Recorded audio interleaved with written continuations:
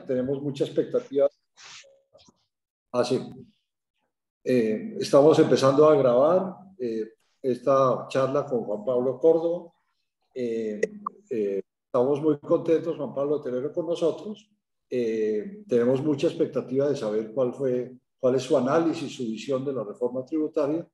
Y por favor, adelante.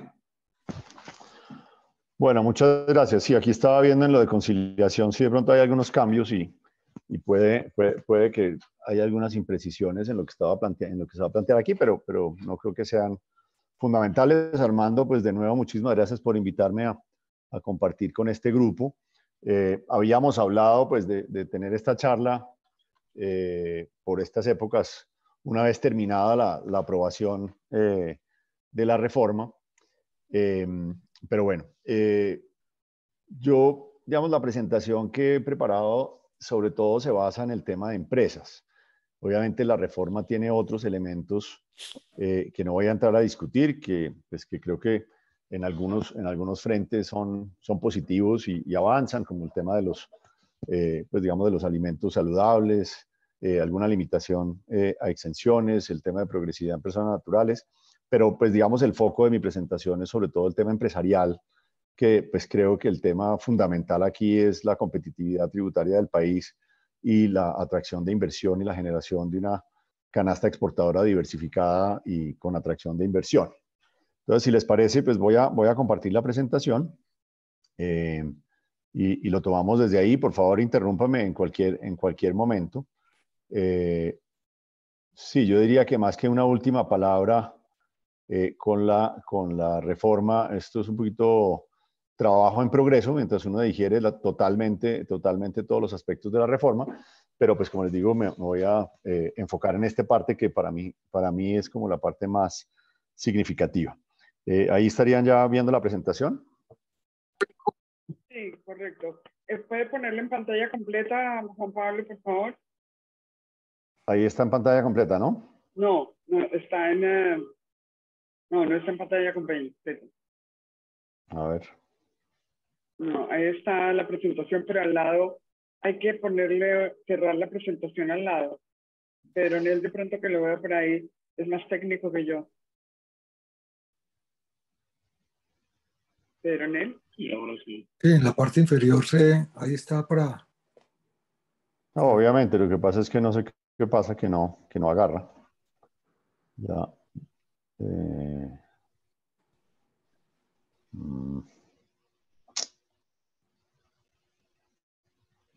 A ver, un momentico, perdón, un segundito. A ver qué está pasando aquí. En este momento no estás compartiendo pantalla.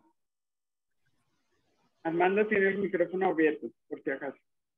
No, yo le iba a decir a Juan Pablo que es que mejora con toda la pantalla completa, pero si no, sigamos así. Porque... Sí, pero es que no me está agarrando por alguna razón. A ver, otra vez trato de compartir.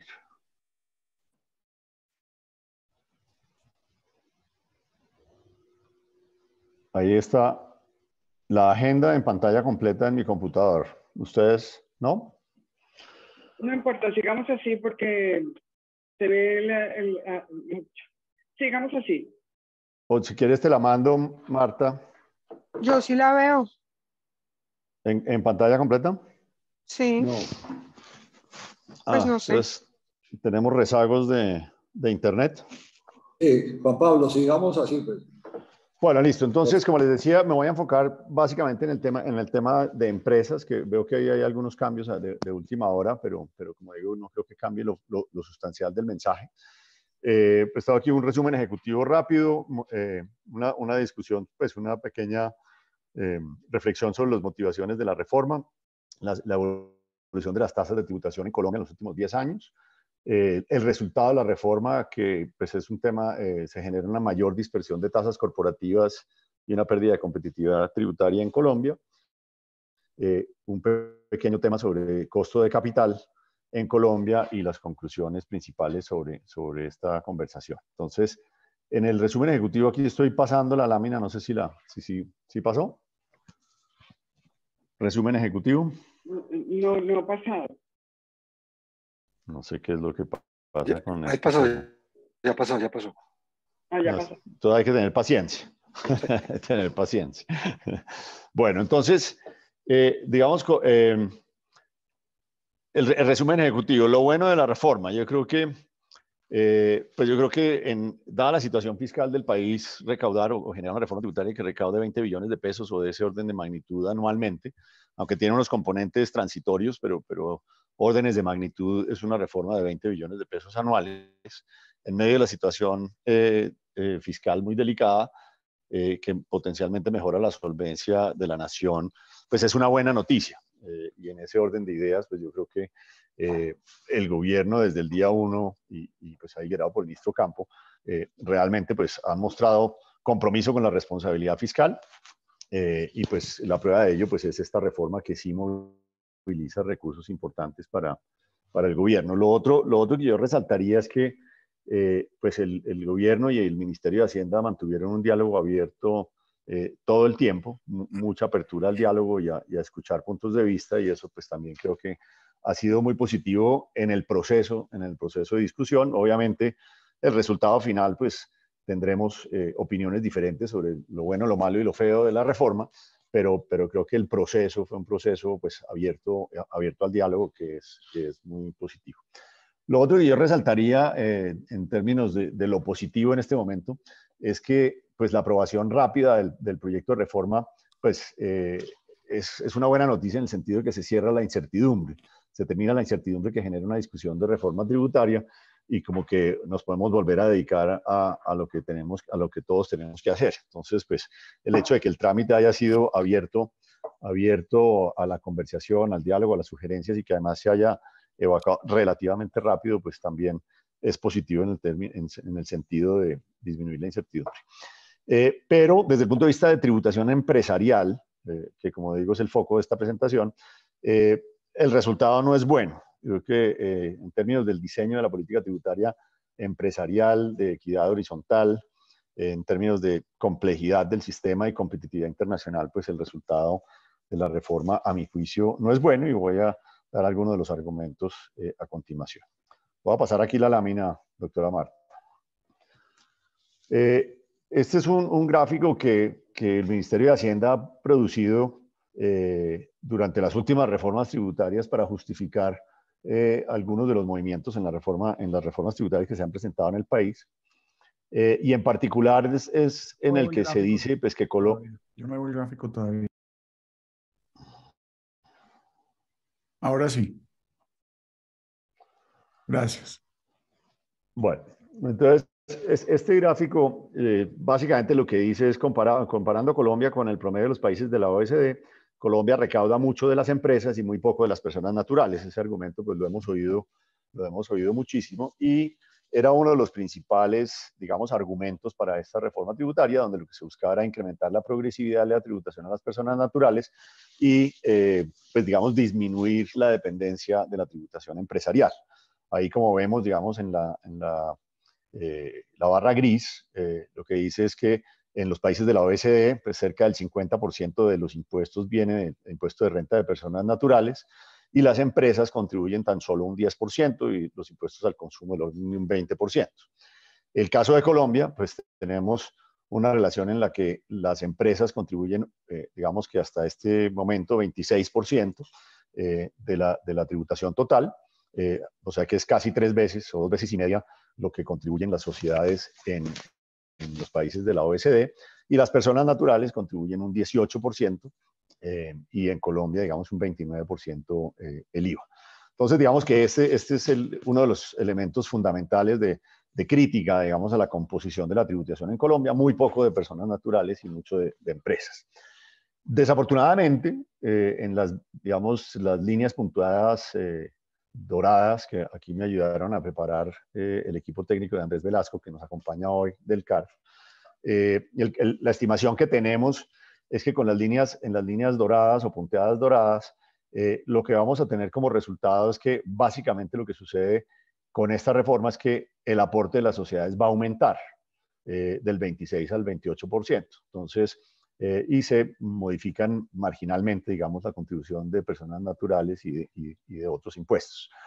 Entonces, digamos que como resultado del objetivo propuesto, que era de alguna manera mejorar la progresividad del sistema tributario, aumentar la carga de las personas naturales, que permitiría eventualmente disminuir la carga de las empresas, pues la verdad el resultado de la reforma pues no es positivo, porque al final la gran contribución, digamos, el gran aporte de recaudo vendrá de las empresas y ahorita miraremos más adelante, adicionalmente muy cargado al sector minero energético. Aquí paso a la siguiente lámina, a ver si vamos a tiempo. Ya está la siguiente. El otro, ya está la siguiente, listo. Entonces, esta lámina lo que busca es ilustrar, digamos, nuestra visión en Colombia sobre la tarifa corporativa y cómo estamos en el contexto internacional. Aquí tengo cada puntico es digamos, la tarifa corporativa que caería pues que quedaría en cada año de acuerdo a las múltiples reformas tributarias que hemos hecho en los últimos 10 años. Tenemos 7 reformas tributarias en los últimos 10 años. Pero como ustedes ven allí, digamos que si uno arranca con la de los puntos naranja, que es la reforma del 2012, estábamos con una tarifa del 33% y que bajaría, digamos, en teoría bajaría al 32%. No obstante eso, 2 años después se hizo la reforma pues del 2014, que creó una sobretasa en renta y una sobretasa en CRE. Pues la reforma del 2012 fue la que creó, digamos, la idea, la que creó la idea de que íbamos a disminuir la tarifa corporativa al 25%, pero creó la tasa del CRE del 9%, entonces la tarifa combinada era 34, que después bajaba a 33, que era, digamos, una buena intención en el sentido de, creo que logró un objetivo importante, que era el desmonte de los parafiscales, y mandó la señal de que íbamos a bajar la tarifa al 25 eventualmente. Pero no duró sino 2 años la intención, porque a los 2 años en el 2014, una reforma que no solo no bajaba la tarifa al 25, sino que subía las sobretasas en renta y CRE y llevaba la tarifa inclusive hasta el 42%. La tarifa realmente no llegó al 42% porque en el año 2016 volvimos a hacer otra reforma tributaria y digamos que se frenó la tarifa en el 40%. Y esa tarifa del 40 pues bajaría al 35 y al 33 en el mediano plazo. Digamos, aquí tenemos la proyección, digamos, hasta el 2028. En la ley del 2018, esa tarifa se mantenía en el 33 y pues debería converger al 30%, era la idea. Realmente llegamos hasta el 31% y en la reforma del 2021, en vez de seguir convergiendo al 30%, se volvió a subir la tarifa al 35%, que es la tarifa que tenemos actualmente y que mantiene la reforma tributaria actual. Entonces, si uno ve, digamos, como la aglomeración de puntos, como las intenciones o la visión, digamos, de los gobiernos y del Congreso sobre la tributación corporativa en Colombia, pues claramente estamos en un equilibrio donde básicamente la tasa está entre el 30 y el 40%, con esa media en el 35%, que es donde estamos hoy en día. ¿Qué ha estado pasando en el mundo en estos últimos 10 años? Pues todos ustedes lo conocen muy bien, y es que las tasas corporativas en los países de la OECD, los principales países de la OECD, pues ha venido reduciéndose, y ya ya en el año 2012 teníamos tasas del orden del 23,5%, que se mantuvieron así durante 3 o 4 años, y de ahí han venido bajando adicionalmente al 22,5%, 21,5%, y hoy están en el 21,5%. Entonces, digamos que frente a países de la OECD, en lo que es la tarifa pura corporativa, pues Colombia sí tiene una noción de tributación empresarial muy distinta a lo que ha venido pasando en el mundo. El último, digamos, escalón que bajó ese promedio de la OECD fue la reducción de la tarifa corporativa en Estados Unidos y en el Reino Unido, que es parte de la discusión de lo que hubo ahorita con la señora Truz, pero pues tienen tarifas del 21 y del 19%. O sea que Colombia sí está pues unos 15 puntos porcentuales o 14 puntos porcentuales en tarifa corporativa y en esa visión, digamos, de cómo gravar a las empresas en el país. Y esta es parte de la discusión, que en Colombia, pues las empresas formales pagan una tasa de tributación relativamente alta, aunque esta es la tasa nominal, pero en términos efectivos de recaudo, pues también eso es cierto. Pasé de lámina, no sé si me siguen ahí. No, Dispersión de tarifas del impuesto de renta. ya. Hay un rezago importante. Bueno, perfecto. Entonces, este cuadro, que debe ser difícil de leer, pero aquí la idea es más ilustrar en dónde estamos. Con esta reforma, y creo que pues, con la conciliación de pronto me toca abrir una columna adicional, pero lo que tenemos aquí es las diferentes tasas corporativas que hay en Colombia. O sea, aquí tenemos básicamente 9 tasas corporativas en Colombia, donde arranca con una tarifa cero en lo que son las zonas de conflicto y las zonas, digamos que están en estrés económico y social, que tienen una tarifa cero por periodos de tiempo. Tenemos también el sector hotelero, digamos, hasta el año 2017 tenía una tarifa del 9% y se mantenía como tal. Y el sector de licores y loterías públicas tiene una tarifa del 9%. Esta reforma crea una tarifa del 15% para ecoturismo y agriturismo. De alguna manera es como la continuación de la tarifa preferencial de hoteles, pero aquí dedicado al ecoturismo y agriturismo. Zonas francas, digamos que continúa con la tarifa del 20%, aunque pues, obviamente en esta reforma hay unos cambios.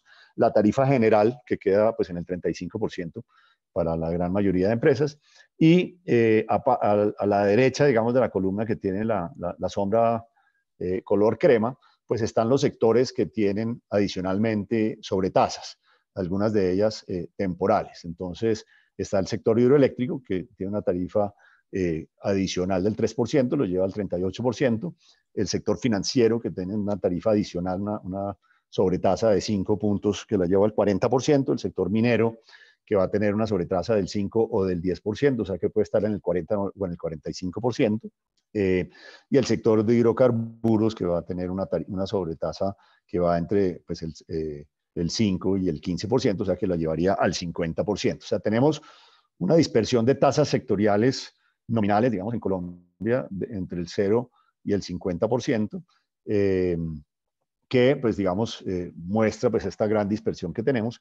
Y, pues, en la gráfica anterior mostraba 21,5 de tarifa. Hay una diferencia, digamos, de año de medición, pero, pues, en este cuadro tengo la tarifa promedio de la OECD en el 23%, que, como les decía, realmente es del 21.5. Entonces, la primera foto es, pues, Colombia tiene una gran dispersión de tarifas, lo cual, pues, desde el punto de vista del diseño del sistema tributario, pues es complejo porque no se da la equidad horizontal entre los diferentes sectores de actividad económica.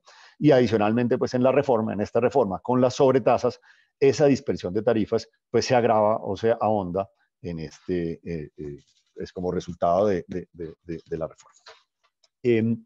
El otro elemento importante aquí es que a partir del año 2019, Colombia pues introdujo el impuesto a los dividendos.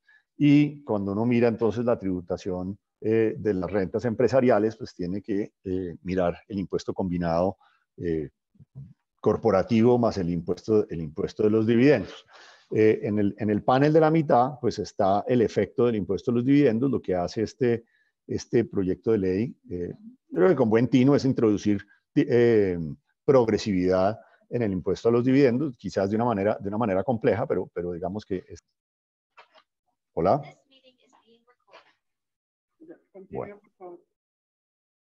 Uy, nos vemos bien. Bueno, lo que les decía es la tarifa marginal que va hasta el 39%, pero todos tendremos un crédito de 19 puntos, con lo cual la tarifa máxima de dividendos quedaría en el 20%. Entonces, si uno combina, digamos, la tarifa empresarial y la tarifa de dividendos de los individuos, Dios mío, perdón, termina pues con unas tarifas que van, digamos, en el panel inferior, pues entre el 0% para los sectores que tienen tarifa cero y que no están grabados con impuesto de dividendos, hasta una tarifa, digamos, del 60%, que sería la tarifa combinada del sector hidrocarburos con la sobretasa del 15%. y la tarifa de dividendos del 20%. Es decir, que un inversionista, dependiendo del sector de actividad económica en el que esté, puede estar enfrentando tarifas, digamos, de impuesto de renta combinado entre el 20% y el 60%, o sea, una enorme dispersión de tasas de tributación dependiendo de la actividad económica. Y pues de nuevo, comparando esto con los impuestos combinados en los países de la OECD, que pues estarían alrededor del 40 o 41%, en la tarifa general en Colombia ya estaríamos superando, digamos, con esta reforma, al subir el impuesto de dividendos del 10 al 20% total, se estaría comparando desfavorablemente con una tarifa combinada del 48%, o sea que estaríamos unos 8 puntos por encima de lo que los países de la OECD. Curiosamente, Colombia hoy, antes de la reforma tributaria, tenía una tarifa combinada igualita a la del promedio de la OECD. Colombia estaba en el promedio de la OECD. Con la reforma tributaria, pues se aumenta. Dale, tranquilo, sigue. Bueno, voy a cambiar. Bueno, voy a cambiar de lámina. Aquí estamos hablando. Entonces, está el impuesto de las compañías, más el impuesto a los dividendos, te da el impuesto combinado, que ya mirando el impuesto combinado, pues nos da una comparación, digamos, internacional desfavorable, como decía, del 48% alrededor del contra 40-41% de los países de la OECD.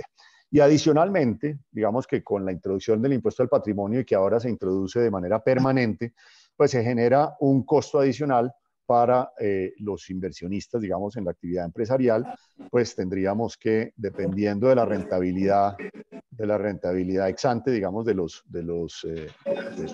las inversiones y del umbral. Estoy un poco nervioso con el ruido de fondo, no sé.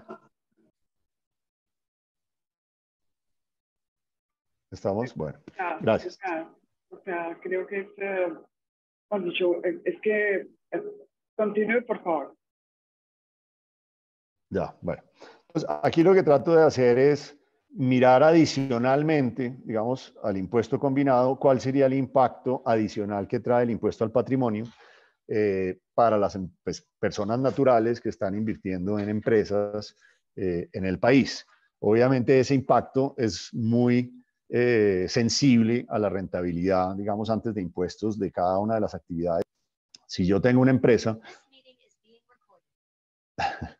si yo tengo una inversión en una empresa que tiene una rentabilidad antes de impuestos del 15%, la primera fila, digamos, de ese panel inferior me estaría dando cuál es la tarifa combinada de impuesto al patrimonio, impuesto de dividendos e impuesto de renta.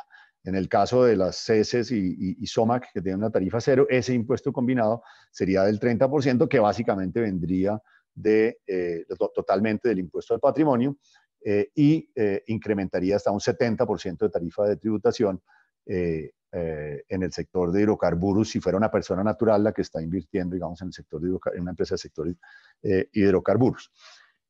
Si la rentabilidad, digamos, de esa inversión es pues menor del 10 o del 5%, vemos cómo esas tarifas se mueven de 35-50% al 75 y 90%, y si la rentabilidad de esa inversión es del orden de 3 o 1%, pues ya las tarifas de tributación superan el 100%. Es decir, que la renta que me produciría la inversión antes de impuestos no sería suficiente para pagar la cadena de impuestos del impuesto corporativo, el impuesto de dividendos y el impuesto de patrimonio. Entonces, digamos que este es un tema, obviamente el cálculo pues depende mucho de la rentabilidad y del patrimonio de las personas, pero solo para darles una idea, la rentabilidad promedio por dividendos de la bolsa, de las empresas que están en bolsa en los últimos 5 años ha sido 3,5%. O sea que estaríamos, digamos, en el rango entre el 3 y el 5, y como ustedes ven allí, ese rango pues ya tiene tasas de tributación que rápidamente llegan al 60, 70, 90% y en algunos casos inclusive superan el 100%. O sea que no son rangos, estos rangos que tengo aquí no son rangos atípicos en lo que es la actividad empresarial en el país. Y pues lo que vemos es que pues sí la cascada de impuestos pues va a generar un desincentivo importante para la inversión, en particular para las personas naturales colombianas. Voy a pasar a la siguiente lámina. El otro elemento, digamos, importante de la dispersión de tarifas y de la tributación a las empresas es que Colombia, pues finalmente, yo creo que con buen tino ha venido firmando acuerdos para impedir la doble imposición. Ya tenemos del orden de 11 convenios firmados, que realmente es muy poco. O sea, Colombia debería firmar muchísimos más convenios para evitar la doble tributación. Y de hecho, en algún foro en que estuve, me decía alguien, oiga, ustedes en América Latina hablan de integración financiera y los países de América Latina ni siquiera firman acuerdos de doble tributación entre ustedes. Es muy difícil hacer una integración financiera si no hay una integración económica, comercial, etcétera, si no hay acuerdos de doble tributación. En el caso de Colombia, pues solo tenemos en la región acuerdo con Chile y con México. Con Chile, con México, con España y con Suiza, la retención en la fuente para dividendos está en el 0%, así que si es una empresa que está domiciliada en cualquiera de estos 4 países, realmente la tarifa total corporativa en Colombia es del 35%. En el grupo 2 están pues Canadá, India, Francia, Italia y otros países que tienen una retención del 5%, y llevaría la tarifa combinada al 38.5%. Obviamente estos inversionistas no pagan impuesto al patrimonio, entonces la tarifa total sería esta. Si el acuerdo es con Portugal, la tarifa es del 10% y la total es 41.5%. Y en el grupo 4 realmente son los países con quienes no tenemos acuerdos de doble tributación, que realmente son todos, pero quería pues señalar aquí que el principal jugador aquí es Estados Unidos, que es nuestro principal inversionista y nuestro principal socio comercial. Con Estados Unidos no hay acuerdo de doble imposición. Con la tarifa de retención del 20%, que entiendo es uno de los temas que se está discutiendo, pues quedaría la tarifa combinada en 48%. Pero muy importante para todos los demás ciudadanos locales queda en el 48%. Entonces, digamos que un poco el mensaje de esta lámina es, curiosamente, nuestro régimen tributario para la actividad empresarial lo que está diciendo es que si usted es un ciudadano colombiano, termina pagando más impuestos a que si ese negocio lo hace un ciudadano extranjero en Colombia o se hace la inversión a través de una empresa del exterior. Juan Pablo, no ha cambiado la ¿En cuál están? Acaba de cambiar. Ay, Dios. Esta es la de la doble imposición, que no sé si la siguieron. Correcto, esta es dice convenios de doble imposición. Exacto, que básicamente pues tenemos las diferentes tarifas, pero digamos que el mensaje de fondo es la línea de abajo, que es, si usted es un inversionista colombiano, paga la tarifa impositiva más alta que cualquier extranjero que haga negocios en el país, salvo que sean los países que no tienen acuerdos de doble tributación. Y finalmente, para terminar, digamos, un poco la descripción del régimen tributario empresarial, y que veo que en la conciliación le están metiendo una complejidad un poquito adicional, está el régimen simple. El régimen simple es una muy buena idea, yo creo que eso sí hay que reconocerlo. Es una buena idea que lo que busca es invitar a las empresas a formalizarse. Pero digamos que el régimen simple, pues a su vez, le mete complejidad al sistema, y lo que tenemos es que al final del día con el régimen simple hay otras 22 tarifas impositivas que dependen del sector de actividad económica y del tamaño de la empresa. Hay un par de reflexiones en este sentido. Está uno, que los umbrales del régimen simple parecieran ser muy altos, están hoy en el orden de 3.800 millones de pesos en ventas. Digamos que los técnicos lo que dicen es que quizás es un poco alto. Y segundo, la misión de expertos que hizo su informe sobre gasto tributario, lo que plantearon es que más que profundizar, digamos, el régimen simple, lo que hay que hacer es simplificar el régimen general, y que en la medida que se simplifique y se avance en la mejora del régimen general, pues es menos, digamos, relevante el régimen simple. Sin embargo, pues como estamos viendo, el régimen simple va a seguir siendo importante en la medida en que lo que estamos haciendo está siendo más complejo el régimen general impositivo de las empresas. Entonces, esto... No, Pablo, no, es que, no ¿sí? sé, ¿usted tiene una filmina para el régimen simple?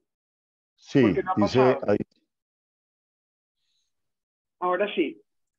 Ahora sí. Hay bueno. Sí, Esto es, de nuevo, que la idea no es entrar en detalle en la tabla, simplemente de esa manera ilustrativa. Hay 4 segmentos, digamos, de tamaño de compañías, diferentes sectores de actividad económica, y cada uno de sus celdas, digamos, de la tabla tiene una tarifa diferente. Entonces, simplemente el mismo régimen simple es complejo en sí mismo. Obviamente, cada empresa está pues en una sola columna, generalmente están en una sola actividad económica, pero pues digamos es un elemento adicional a tener en cuenta de cómo ponemos a grabar a las empresas. Ahora, la motivación de nuevo del régimen simple es positiva. Hay pocos cambios en esta reforma tributaria con el régimen simple, pero digamos que el mensaje fundamental es ojalá tomáramos el camino de simplificar el régimen general y no de tener que montar entonces un sistema paralelo para que las pymes y las pequeñas empresas puedan tributar en el país de manera sencilla. Esto en cuanto a lo que tiene que ver con la tarifa. El proyecto de reforma, y aquí sí voy a entrar en temas específicos de la reforma, hace algunos ajustes que van más allá de la tarifa y que obviamente la tarifa efectiva de tributación pues está afectada por cómo se calcula la base, qué deducciones puedo hacer, si tengo beneficios o no tengo beneficios, si esos beneficios están limitados o no. Entonces la tarifa efectiva al final es la combinación de las dos cosas. En el tema de tarifas, pues como veíamos, pues lo que se hizo fue hacer más complejo y más disperso el tema de tarifas corporativas en Colombia, pero en el tema de las bases tributarias es el tema de la no deducibilidad de las regalías. Ustedes habrán seguido la discusión pública, aunque en privado, pues, digamos, pues hubo mucha, la verdad, desafortunadamente, como un punto de honor o un punto como de política, y no poder que era argumento.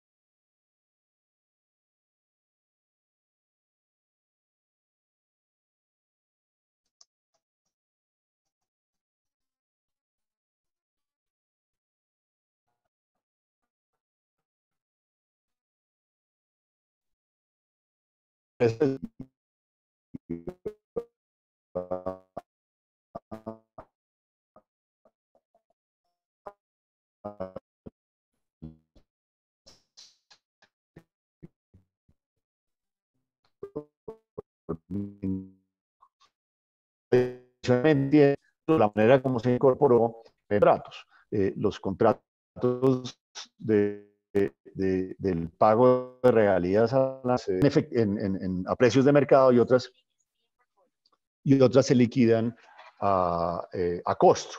Entonces, en la reforma, digamos que se está diciendo que se tiene que liquidar tal cual lo dice el contrato. Entonces, unas van a tener liquidando a precios de mercado y otras van a estar liquidando a costo. Y eso genera pues una discriminación entre compañías y contratos que creo que además manda una señal muy compleja, donde adicionalmente, coincidencialmente, la gran mayoría de los contratos de hidrocarburos de Ecopetrol son a costo y los de algunas de las empresas privadas son a precios de mercado. Entonces, digamos, se genera una discriminación, digamos, entre contratos y empresas, desfavoreciendo, digamos, a las empresas privadas, en particular en el sector de hidrocarburos. O sea que este es un tema bien complejo y que creo que manda una señal pues bastante mala al sector minero energético en el país, que obviamente será objeto de demandas. Estos artículos van a ser obviamente demandados y pues que ojalá en los estrados judiciales pues triunfen esas demandas, porque realmente es una medida bastante arbitraria y discriminatoria. Adicionalmente, para el sector minero energético, pues se creó la sobretasa, que, dicho sea de paso, pues incrementa o acumula, digamos, sobre el problema anterior, porque obviamente si estoy en la tarifa del 50%, o sea, en la sobretasa del 15%, y además yo tuve que liquidar las regalías en efectivo, pues el efecto de ese digamos, sobrecosto se potencia. Pero hay un elemento adicional de esta sobretasa que a mí me parece que es bien complejo, y es que como la sobretasa va a depender del precio futuro de los combustibles, a priori un inversionista no va a poder saber cuál es su tasa efectiva de tributación. O sea, si yo voy a hacer un proyecto de inversión, cuando voy a mirar los flujos futuros que voy a descontar, no voy a tener la claridad sobre a qué tasa de tributación voy a tener que, digamos, afectar esos flujos. Entonces, pues eso hace más compleja la evaluación de los proyectos de inversión, y pues ahí sucede una de dos cosas. O bien, pues la gente se aburre de ese tipo de cosas y decide no invertir, o decide aplicar el peor escenario, que es asumir que todos los años del futuro va a tener la tasa de tributación más elevada que establece el régimen, que sería si los precios se mantuvieran altos, y en ese escenario, pues posiblemente termina uno dejando por fuera algunos proyectos de inversión o algunas decisiones de inversión porque está sobrecastigando el proyecto. Entonces, la fórmula de cálculo de esa sobretasa además genera un problema para las nuevas inversiones, porque hace imposible o muy difícil la estimación de la tarifa impositiva. El otro elemento que introduce... Sí. ¿Usted en cuál diapositiva está? Estoy en la diapositiva 10. Ok, perdón. Entonces estamos bien. La que dice más allá de las tarifas. Sí, correcto. Pensé que había cambiado, perdónenme. No. Entonces, no deducibilidad de las regalías, realmente un tema problemático. Sobretasa al sector mineroenergético, aparte del tema que eleva la tarifa, tiene este problema de incertidumbre futura sobre la tarifa de tributación, que hace más difícil la toma de decisiones de inversión. El siguiente elemento que introduce la reforma, que también yo diría es bastante controversial, es el de la tarifa mínima de impuesto de renta del 15%. Esta es una idea que se incorporó inclusive después de los primeros debates, se incorporó, fue para las plenarias, donde se está haciendo, digamos, se está diciendo, no, es que como a nivel internacional hubo un acuerdo a nivel del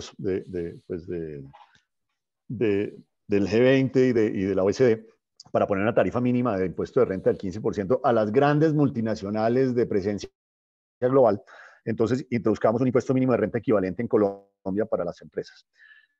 Esto, digamos, pues es un poco raro porque a nivel internacional, primero, no hay ningún país que todavía lo haya implementado, y segundo, es para las grandes multinacionales a nivel global. No se está pensando en la tributación individual de las empresas en Colombia. Se introduce este concepto de impuesto mínimo de renta, que al final se vuelve como un impuesto, una renta presuntiva de alguna manera, un impuesto mínimo de renta en Colombia, pero con una tarifa del 15%, que es bien elevada. Pero además se introdujo una complejidad adicional, y es que, digamos, los impuestos de renta en Colombia se pagan sobre la utilidad, digamos, la utilidad fiscal, ¿no? Yo puedo tener una depreciación, digamos, para fines contables, pero al final del día yo pago impuestos es sobre la depreciación que me permite el régimen tributario. La liquidación de ciertas inversiones se hace de acuerdo al régimen tributario. Este impuesto mínimo de renta no se hizo con base en la contabilidad fiscal, sino en la contabilidad financiera de las empresas. Y eso genera unas asimetrías súper complejas, porque hay unos elementos de utilidades causadas, digamos, en la utilidad contable, que no son utilidades fiscales porque no se han realizado. Por ejemplo, la utilidad en un portafolio. En un portafolio de inversiones yo genero una utilidad contable, pero a la medida que no la he realizado, pues yo no pago impuestos sobre eso, sino hasta el momento en que la realizo. Entonces, primero va a haber una base para el cálculo del impuesto mínimo de renta diferente del impuesto de renta real de las compañías. Entonces, digamos que va a ser, digamos, muy complejo. Pero aparte de muy complejo, lo que va a generar es de verdad unos problemas muy serios, porque hay rentas que van a estar grabadas por el impuesto mínimo de renta y que también van a estar grabadas por el impuesto fiscal de renta cuando la utilidad se realice. Entonces va a haber un efecto de doble tributación que realmente, y que Norma no hace ninguna previsión para eso, hace o sea, las depuraciones que permite la norma son unas depuraciones incompletas y va a dar, como digo, origen no solamente a diferencias importantes en la forma como se calcula la utilidad para efectos del cálculo del impuesto, sino que va a terminar habiendo en algunos casos temas de doble tributación. Uno tiene que ver con zonas francas, donde hay un cambio en las reglas de juego después de haber ya realizado las inversiones por parte de los inversionistas. Desde el punto de vista jurídico, posiblemente el gobierno tiene la razón y digamos, si llegara a haber demandas en este frente, pues posiblemente las gane el gobierno, pero pues digamos que sí hay un tema complejo de la gente que entró a zona franca, pues entró con unas condiciones y se están cambiando las condiciones.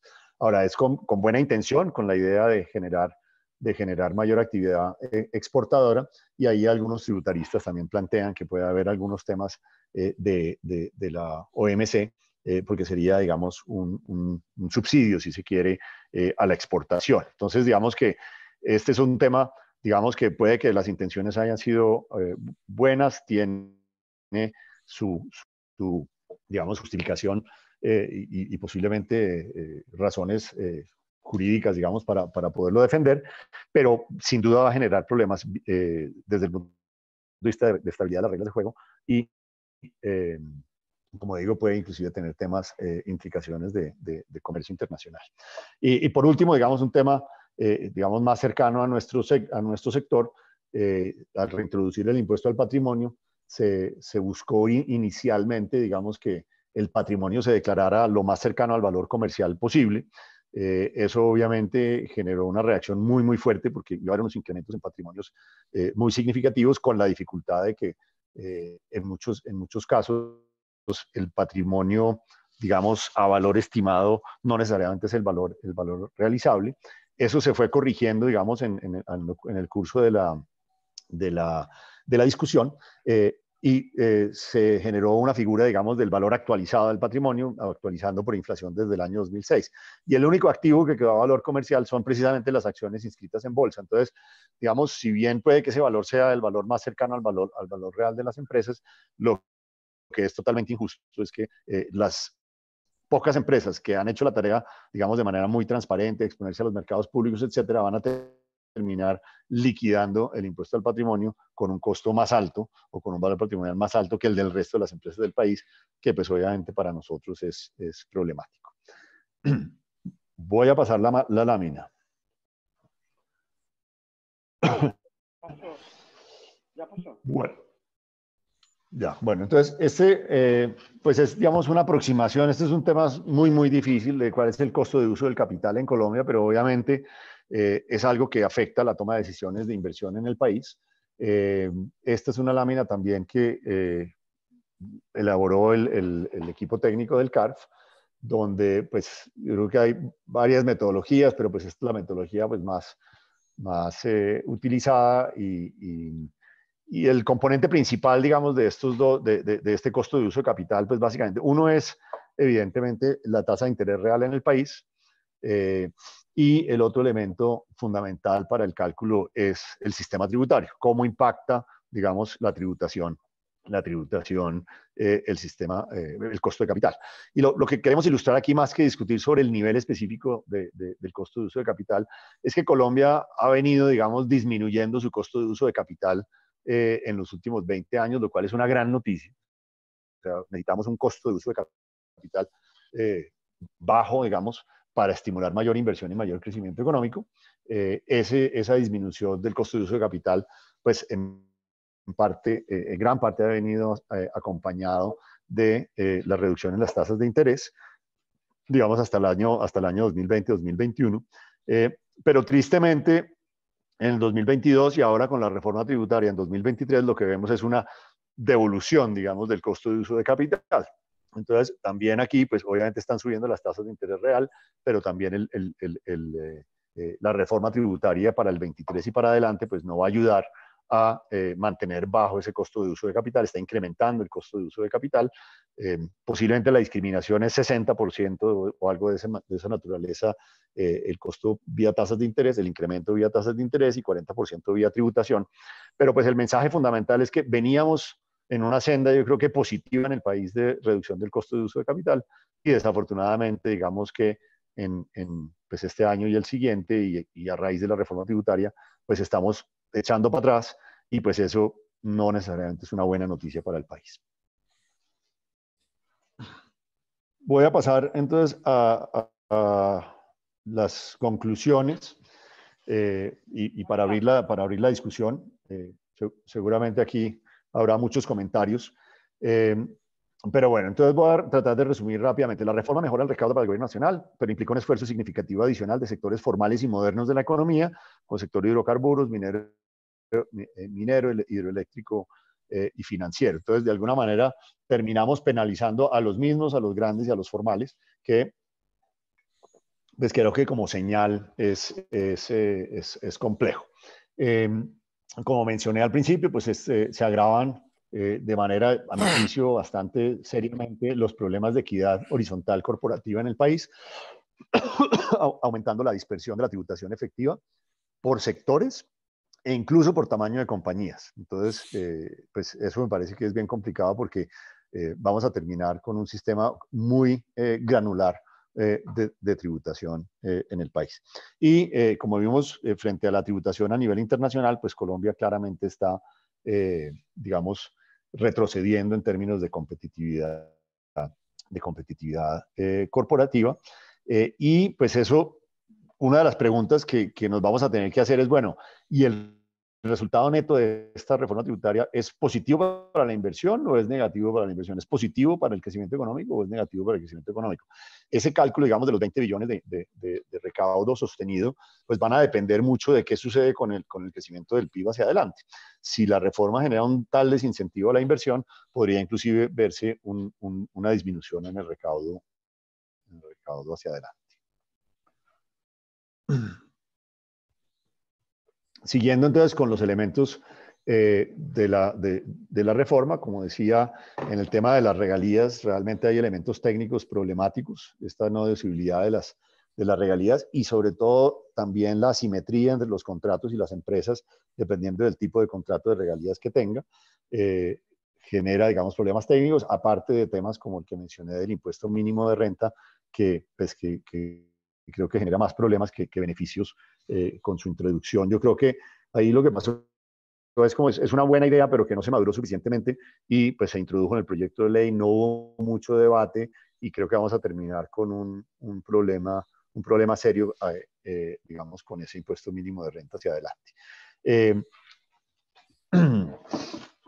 En el tema pues, de la motivación original de mejorar las cargas entre personas naturales y empresas, desafortunadamente, pues la reforma, por la realidad política, terminó fue aumentando el recaudo de las empresas, y como decía, pues yendo en contra inclusive del objetivo que se ha planteado, es que queremos reindustrializar el país.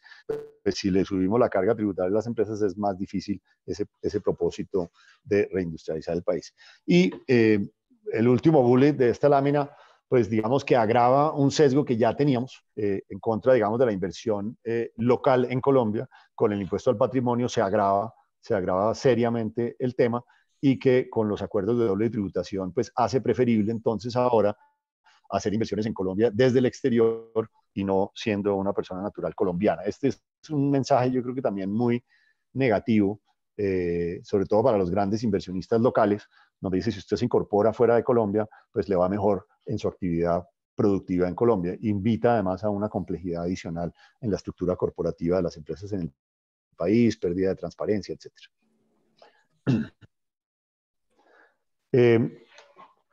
Como decía, algunos de estos temas, como el de las regalías, algunos temas como el de zonas francas, inclusive algunos temas de los beneficios que se están limitando, digamos que ahí se hizo una norma bastante plana de limitar al 5%, al 3% de la renta líquida el uso de beneficios, pero no todos los beneficios.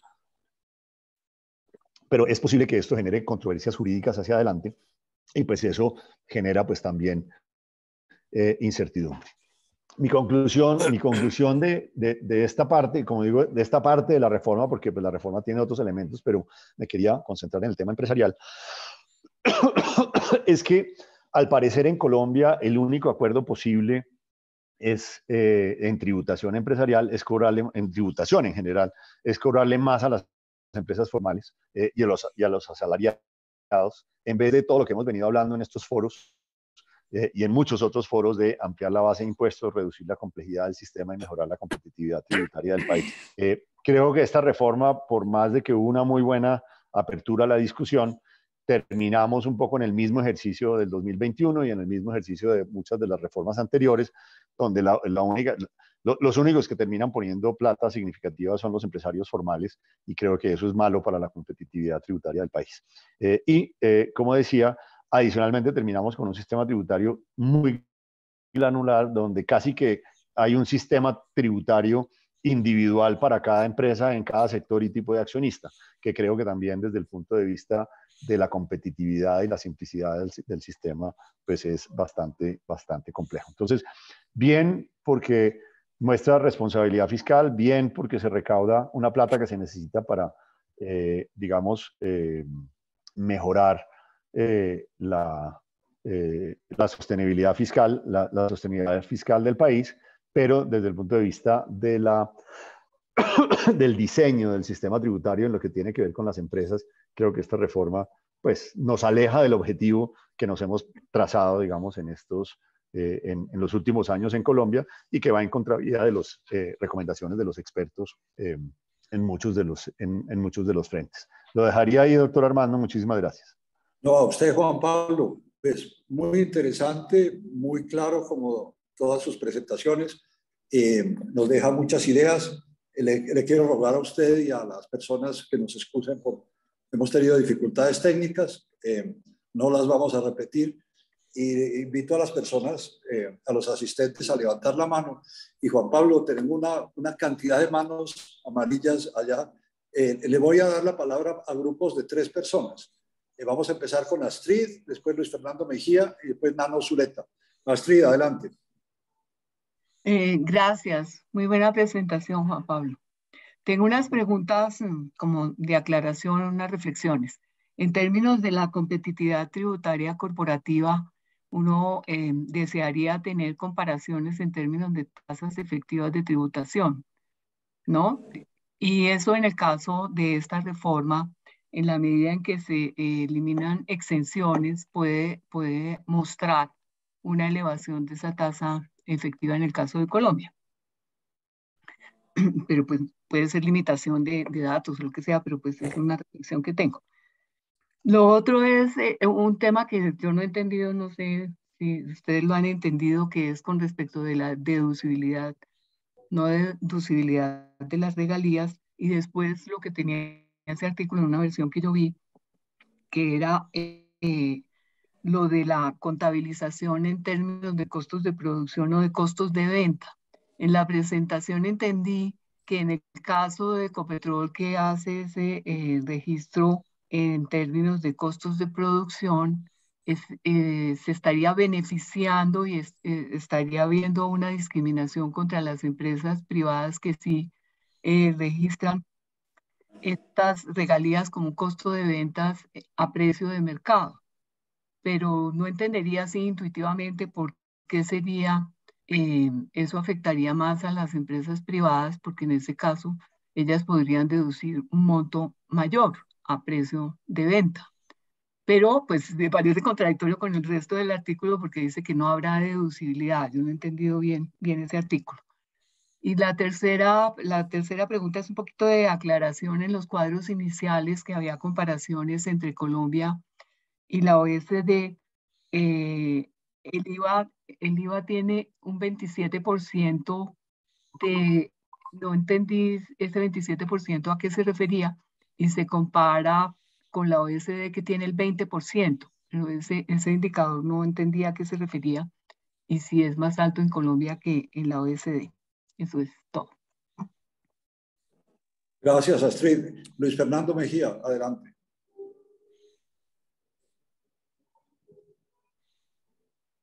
Gracias, Armando. Gracias, doctor Juan Pablo, por la presentación. Yo tengo 3 comentarios. El primero, relacionado con lo que decía Astrid, es claro que hubo un aumento en la dispersión de tarifas nominales. No es tan claro que haya habido un aumento en la dispersión de tarifas efectivas. entre otras razones porque una cosa que usted no alcanzó a mencionar, pero que me parece importante, es este límite del 3% en el monto, digamos, de las rentas exentas frente a la renta líquida ordinaria. Entonces, esto acota un poquito, digamos, la parte inferior de la distribución. Obviamente no es claro el impacto, me imagino que hacia arriba lo aumenta por las sobretasas que introdujeron, pero valdría la pena, pues sé que es difícil de echarse un ejercicio sobre esto para entender si aumentó o disminuyó, no lo tengo claro, porque hay dos efectos en direcciones contrarias, la tasa efectiva de tributación, aunque mi percepción es que aumenta por esa gran cantidad de sobretasas que se introdujeron. El segundo punto sobre el costo de uso del capital, a mí francamente me sorprende mucho esa cifra y soy honesto, no tengo una cifra construida para rebatirla, pero no me suena que la tarifa, que el costo de uso del capital con la reforma llega al 18.6, por debajo de lo que fue la reforma del 15-16, que fue también bastante dura con las empresas. Y mi pregunta ahí es si están incluyendo el efecto del impuesto al patrimonio, porque intuitivamente no me cuadra que con tarifas efectivas que pueden llegar al 70, 80, 90, 100%, estemos diciendo que el costo de uso de capital subió apenas 2 puntos porcentuales. Si eso sí, yo diría maravilloso, realmente me quita un peso de encima, pero intuitivamente a mí no me cuadra. Yo tengo la sensación de que esta reforma sí afectó de manera muy sustancial el costo de uso del capital. Entiendo la dirección, pero la magnitud creo que es muy importante, porque es que si no, pues queda el mensaje que la reforma fue menos dura que la del 2015-16, ¿no? Y yo creo que mi sensación es que no, por todos los efectos combinados que usted mencionaba. Pues vale la pena como precisar eso, porque me parece un mensaje que puede ser, digamos, sacado de contexto y puede, digamos, generar que la reforma no fue tan dura con las empresas. Y el tercer punto es, usted mencionaba que, digamos, que la reforma al final de cuentas puede tener un impacto que hacia adelante genera algo de incertidumbre justamente por el aumento del costo de uso del capital, que puede tumbar el crecimiento potencial y reducir eventualmente el recaudo. Yo tengo una preocupación anterior a esa, que tiene que ver con un comentario que he hecho repetidamente, y es que si el gobierno decide gastarse toda la plata y no mejora la posición neta fiscal del Estado, las cuentas fiscales, estamos en un equilibrio peor. O sea, incluso suponiendo que el costo de uso del capital no se deteriora, que no afecta al PIB potencial, el gobierno parte de una situación en donde hay una prima de riesgo mucho más alta, porque los mercados se están dando cuenta que la situación fiscal es complicada. Entonces, si la reforma no le mejora la posición neta fiscal, es decir, que una parte importante del recaudo vaya para pagar deuda, para reducir el déficit fiscal, abstrayéndose al impacto del crecimiento, creo que vamos a estar en un equilibrio peor. Entonces, quería como hacerle ese comentario previo a ese punto. Gracias. Gracias, Luis Fernando. Nano Zuleta, adelante. Muchas gracias, Armando, y muchas gracias, Juan Pablo, y felicitaciones por el trabajo de la CARP, y también felicitaciones al equipo técnico. Están haciendo cosas muy, muy importantes. Lo primero es relacionado con lo último que dijo Luis Fernando. Mi sensación es que, oyendo al ministro, lo que uno espera es que la posición fiscal se ajuste, o por lo menos el balance primario se ajuste exactamente a la regla fiscal. Y mi pregunta es si ustedes tienen modelos de simulación para ver posibles efectos de ese ajuste sobre tasas de interés. Porque me parece que parte del problema fiscal actualmente es ese, que estamos pagando unas tasas de interés de deuda gigantescas. Y entonces, sí, la pregunta es sobre si tienen idea de cómo ceñirse a la regla fiscal y el efecto que eso tiene sobre deuda, sobre PIB, cómo va a afectar tasas de interés y en ese sentido el costo financiero de la deuda. Y la otra es una sugerencia. Me parece crucial el cálculo de costo de uso del capital, pero hoy hay dos elementos que le deben estar pegando durísimo, que es tasa de cambio y tasa de interés. Entonces sería interesante hacer la descomposición. ¿Cuánto del aumento se explica por tasa de cambio, cuánto por tasa de interés y cuánto por condiciones fiscales? Y eso es todo. Muchas gracias nuevamente. Listo, gracias, Hernando. Armando, si me deja ahí, porque si no, no alcanzo no, a por tomar favor. apunte. Seguimos a una segunda ronda, si le Sí, parece. señor. Claro, adelante. No, no, muchas gracias y bueno, me alegra, digamos, que esta discusión genere tanto interés y pues súper bienvenidos todos los comentarios. Digamos, en el tema básico de tasa efectiva de tributación sectorial, totalmente de acuerdo, digamos, lo que hay que llegar, deberíamos llegar es a calcular las tarifas efectivas de tributación a nivel sectorial.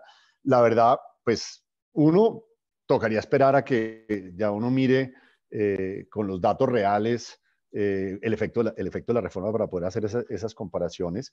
Entonces, sí, de acuerdo, ahorita todavía tenemos como cosas muy generales a través de las tarifas nominales, pero pues es un trabajo para adelante. Ahora, una precisión también es, esto es un trabajo, lo que yo presenté aquí, esto es mío personal, no le voy a echar la culpa al equipo técnico maravilloso que tenemos en el CARF, solamente me ayudaron con un par de láminas, pero todos los demás temas son responsabilidad del autor. Entonces, así sí, hay que trabajar los temas de tarifa efectiva de tributación por sectores, creo que es un trabajo futuro. En el tema de IVA, es un tema muy sencillo, es simplemente el IVA se queda quieto y todos los demás, si los demás aumentan su ingreso, pues entonces en términos relativos baja el recaudo de IVA. Lo que sucede en Colombia es que el IVA en términos relativos pues recauda el 26% o algo así de los impuestos, del total de impuestos, pero no es porque el IVA sea muy alto, que es lo que le gusta decir a mucha gente, y es que el IVA es muy alto en Colombia. No es porque el IVA sea muy alto, es que los ingresos de personas naturales son muy bajitos. Sí, es porque los demás impuestos son muy bajitos, entonces proporcionalmente el IVA recauda mucho. En el tema de regalías, el tema es el siguiente. Digamos que las regalías son, digamos, una producción que yo tengo y que, digamos que es parte, yo tengo unos costos de producción que generan, yo produzco 100 barriles de petróleo, pero 20 barriles de esos 100 son del gobierno y 100 son míos. Entonces, pues yo lo que hago es que, 80 son míos y 20 son del gobierno, pero todos los costos de producción son los que yo tuve para generar esos 100 barriles. Entonces, lo que sucede es que, en principio, pues esos 20 barriles no deberían ser parte de mi ingreso, ¿cierto? Porque no es mío, eso es plata del gobierno. Entonces, lo que le están diciendo ahora a las empresas, no, eso sí es parte de su ingreso y no puede deducir nada adicional respecto de esos barriles. Entonces, el tema de si los incorporo a precio de costo o si los incorporo a precio de mercado, pues lo que hace es que me aumenta, digamos, mi base gravable, ¿sí? En el número de barriles multiplicado por o el costo o multiplicado por el precio. Si es multiplicado por el precio, pues me aumenta mi base gravable de una manera pues más significativa. Ahora, la manera como se dejó se dice, se liquidarán como se liquidan los contratos, pero eso no tiene nada que ver con el hecho económico, o sea, los contratos por una razón, digamos, exógena, arbitraria, unos son a precios comerciales y otros son entregados en especie, simplemente porque en ese contrato específico es más conveniente una cosa u otra, pero no tiene nada que ver con el hecho económico. Entonces, se está utilizando una construcción contractual para causar un hecho económico en unas empresas. Entonces, pues, realmente, haber trasladado lo de los contratos a la base gravable, pues, me parece que ahí ya empieza a haber un problema conceptual, ¿cierto? Y el tema,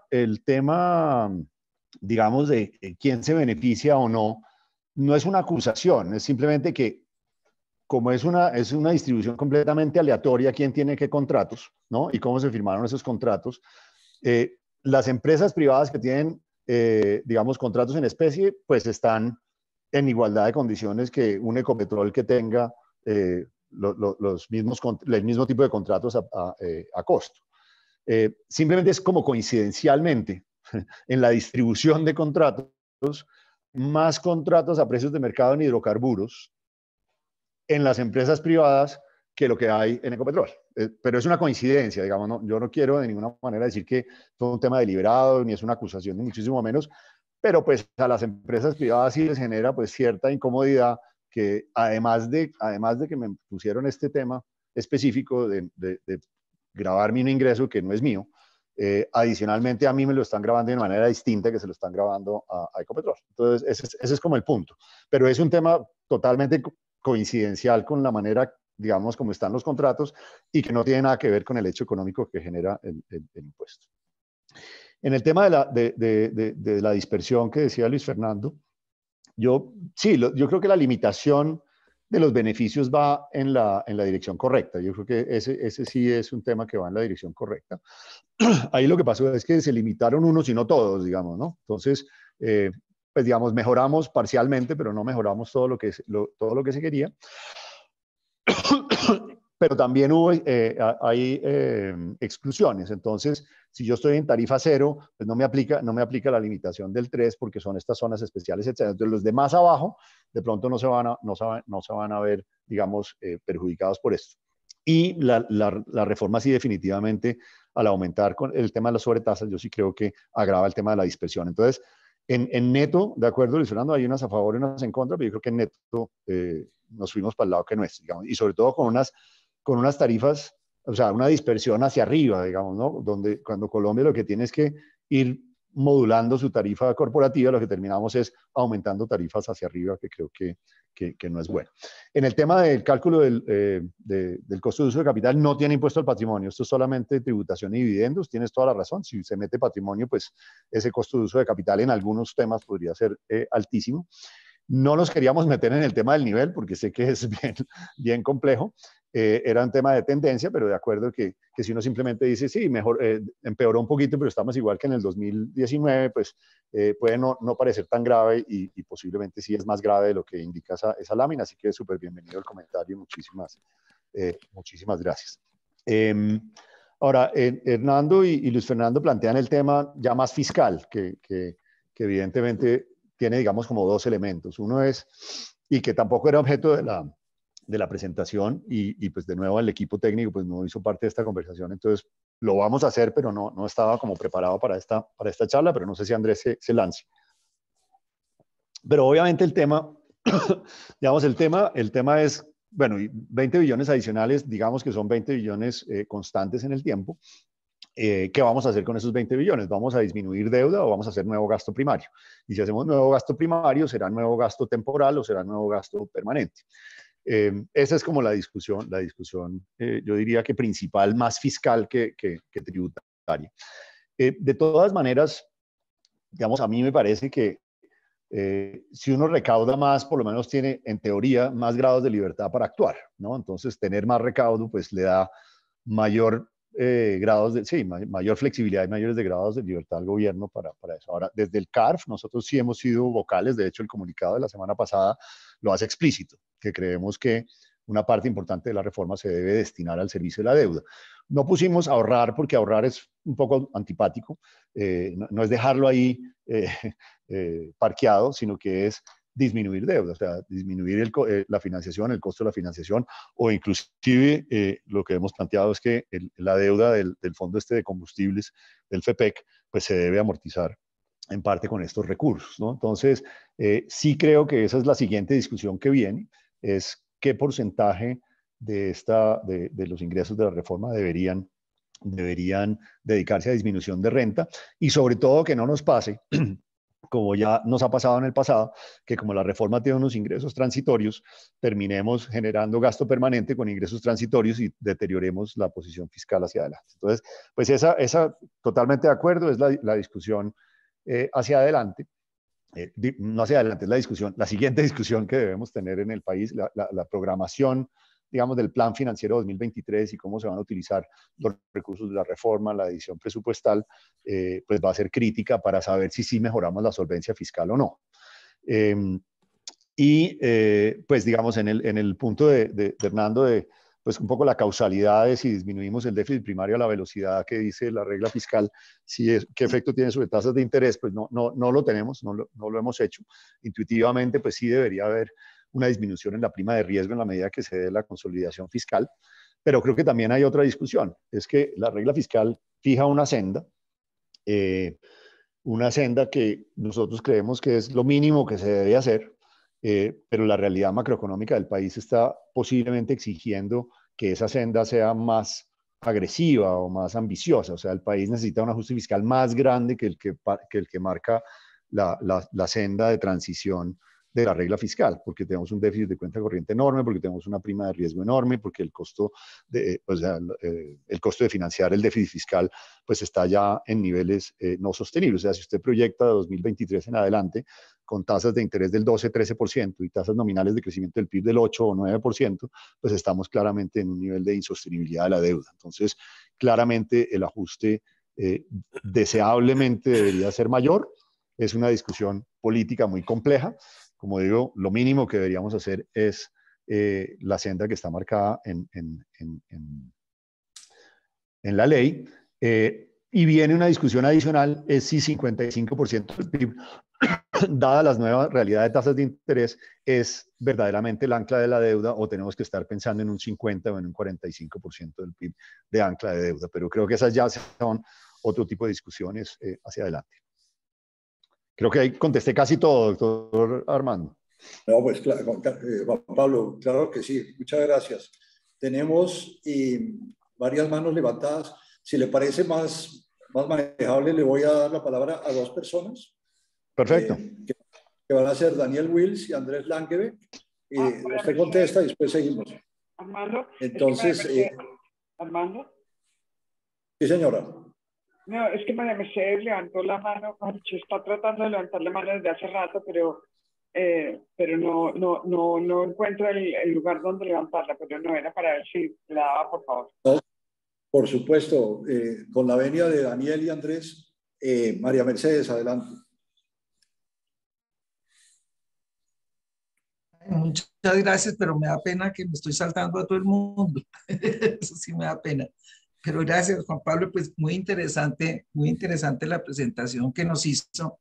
Y yo voy a hacer una pregunta que no sé si golpe no me la puede contestar, pero me muero de ganas de hacerla. A mí me parece que en los últimos 16 reformas que se han hecho en este siglo, todas me parecen realmente un disparate en todo sentido. Quizás la más disparatada es esta.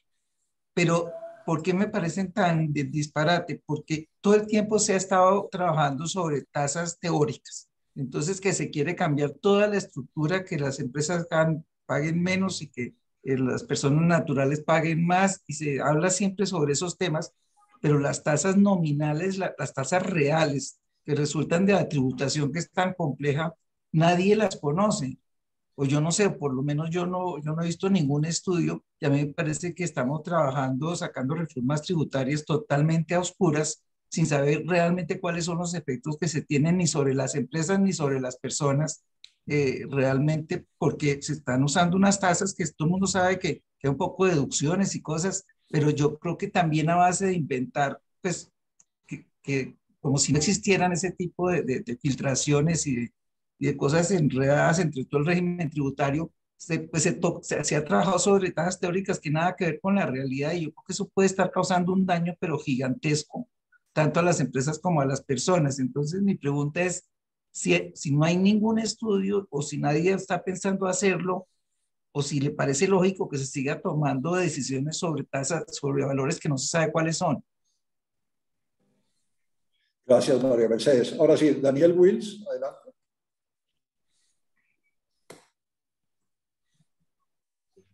Perdón, muchas gracias. Súper interesante, doctor Córdoba, la presentación. Yo estoy esencialmente, pues comparto casi todo lo que dijo, pero quiero traer dos cosas. La primera es que, pues, el recaudo era necesario, y la segunda,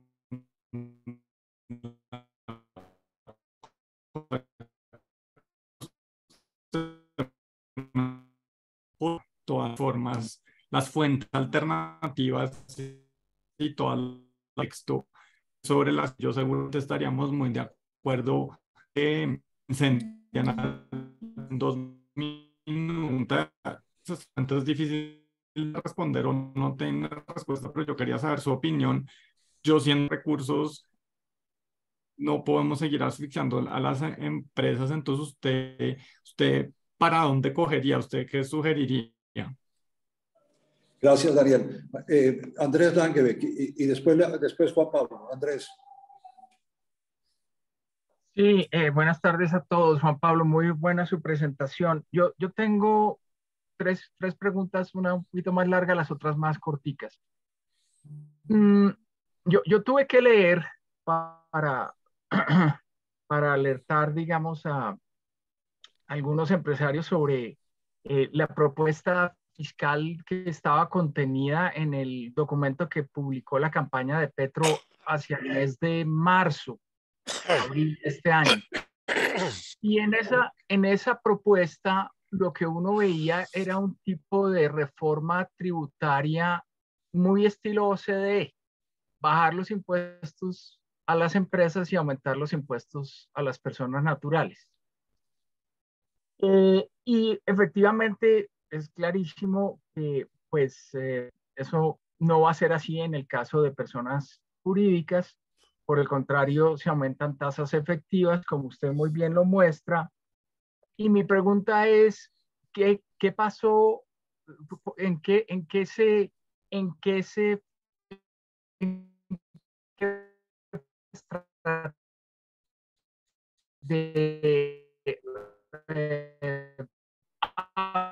haber tratado de hacer cumplir el programa que había propuesto Petro cuando fue candidato? Por lo menos haber garantizado algunas metas volantes al estilo Mauricio Cárdenas, que con anticipación había introducido en sus reformas tributarias reducciones de impuestos de renta para personas.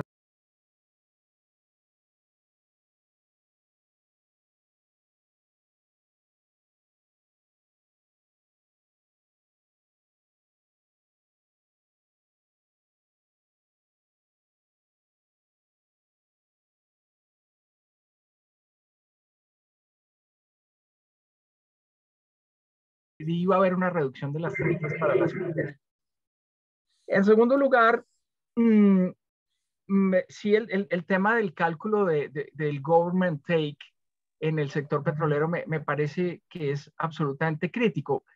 Es decir, hasta qué punto ya efectivamente la competitividad de Colombia para que los 180 o 200 contratos que tenemos petroleros firmados, que dice el ministro Campo, realmente pueden llegar a efectivamente perder la competitividad, de tal manera que en Colombia finalmente, aunque tengamos los contratos firmados, en la práctica lleguemos a un colapso en la situación del sector petrolero. Eso realmente me parece que es crítico y me parece que ese cálculo y eso lo tienen las petroleras, pero deberíamos conocerlo lo más pronto posible porque es realmente un tema bastante crítico.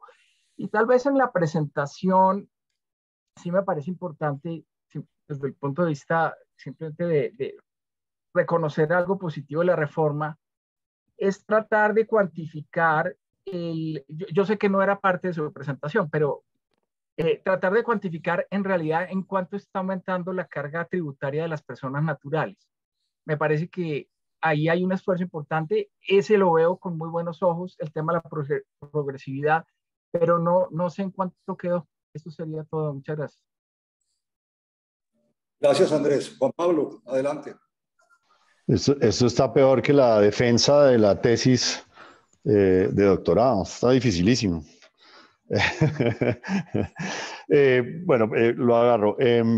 María Mercedes, digamos que varios temas, o sea, creo que coincido con la palabra de muchas reformas disparatadas, algunas más que otras en los últimos años.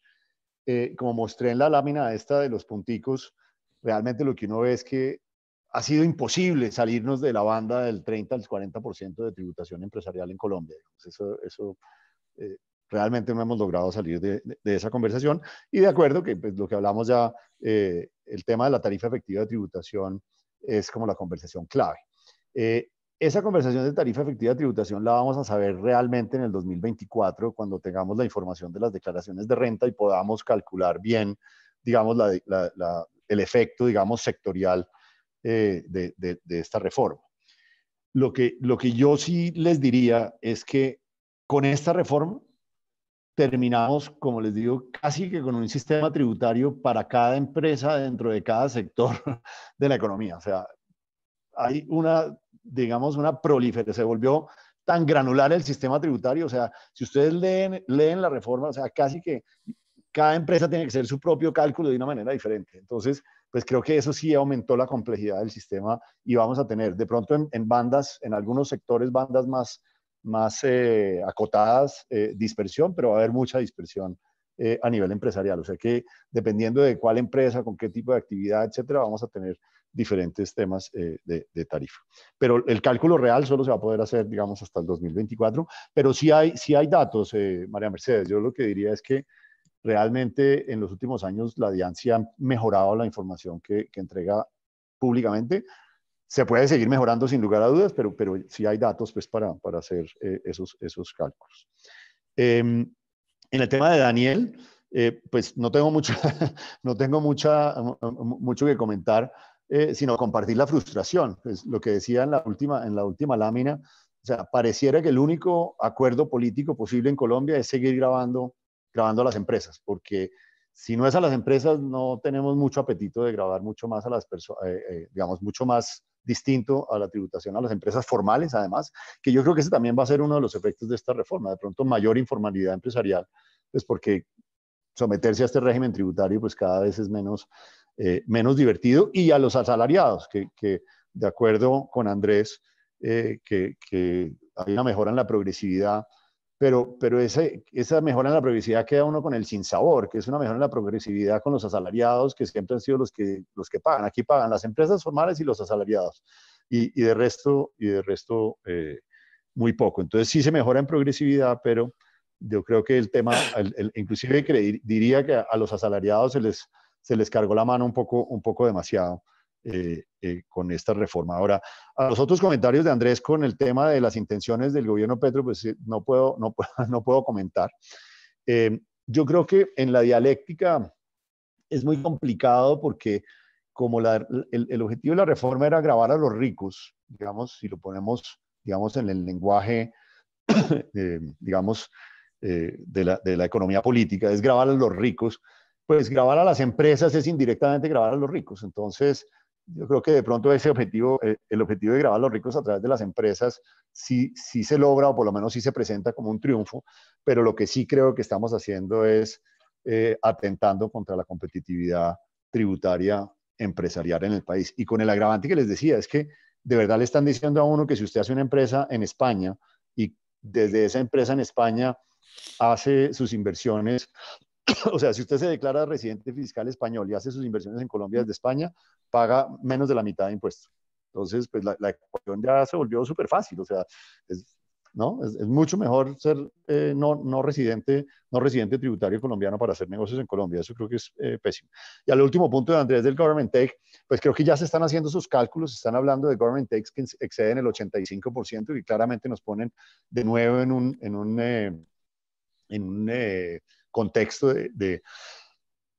pues el peor de América Latina, ¿no? Y de baja competitividad del sector en el país. Y estoy completamente de acuerdo. Hoy el gobierno está hablando pues, de los 200 contratos que hay firmados, y lo primero que tenemos que hacer es asegurarnos que esos 200 contratos o los 160 contratos, porque creo que hay 37 en fase de clausura, pero son del orden de 160 contratos, tenemos que asegurar que esos 167 contratos se ejecutan, que hay inversiones asociadas a eso, pero si el desincentivo fiscal es tan grande, aún para los contratos ya firmados, pues vamos a estar en serios problemas para ejecutar esas inversiones y para convocar nuevas rondas, si es que se va a convocar nuevas rondas. Y el problema es inmediato a través de inversión extranjera directa para esos contratos. Entonces, en problemas de balanza de pagos posiblemente podamos estar más cerca, pero no quiero ser hiperpesimista, creo que es un tema súper sensible. De nuevo, creo que pues, van a salir los cálculos pronto de cómo queda definitivamente el Government Take y qué tanto afecta eso la ejecución de los contratos que están ya firmados. Gracias, Juan Pablo. Tenemos dos personas siguientes, son Ana María Ferreira y Pedronel Ospina. Ana María, adelante. Hola Juan Pablo, no, maravillosa presentación, qué pena que yo estoy acá en el celular. Lo primero es complementar el tema de, digamos, de la discrecionalidad en materia de hidrocarburos y en minería. En el caso de hidrocarburos puede haber pagos de regalía en especie, en el caso de minería no, todos son comerciales, entonces ahí el sector minero pues sale mucho más castigado porque la regalía se liquida al valor comercial de la venta del carbón. Entonces es como un primer punto que me parece que aumenta esa discrecionalidad. El segundo es, digamos, yo pues macro poco, micro mucho más, me preocupa el cambio o el desincentivo que hay en la estructura financiera de las empresas. Lo que uno ve que puede estar pasando es, primero, reparto de dividendos anticipados este año para quedar, digamos, con el 10%, descapitalizando sustancialmente las empresas en todo lo que no es la reserva legal, y eso pues tiene unas implicaciones de endeudamiento futuro importante para las empresas. Lo segundo es ventas patrimoniales a empresas del exterior. ¿Por qué razón?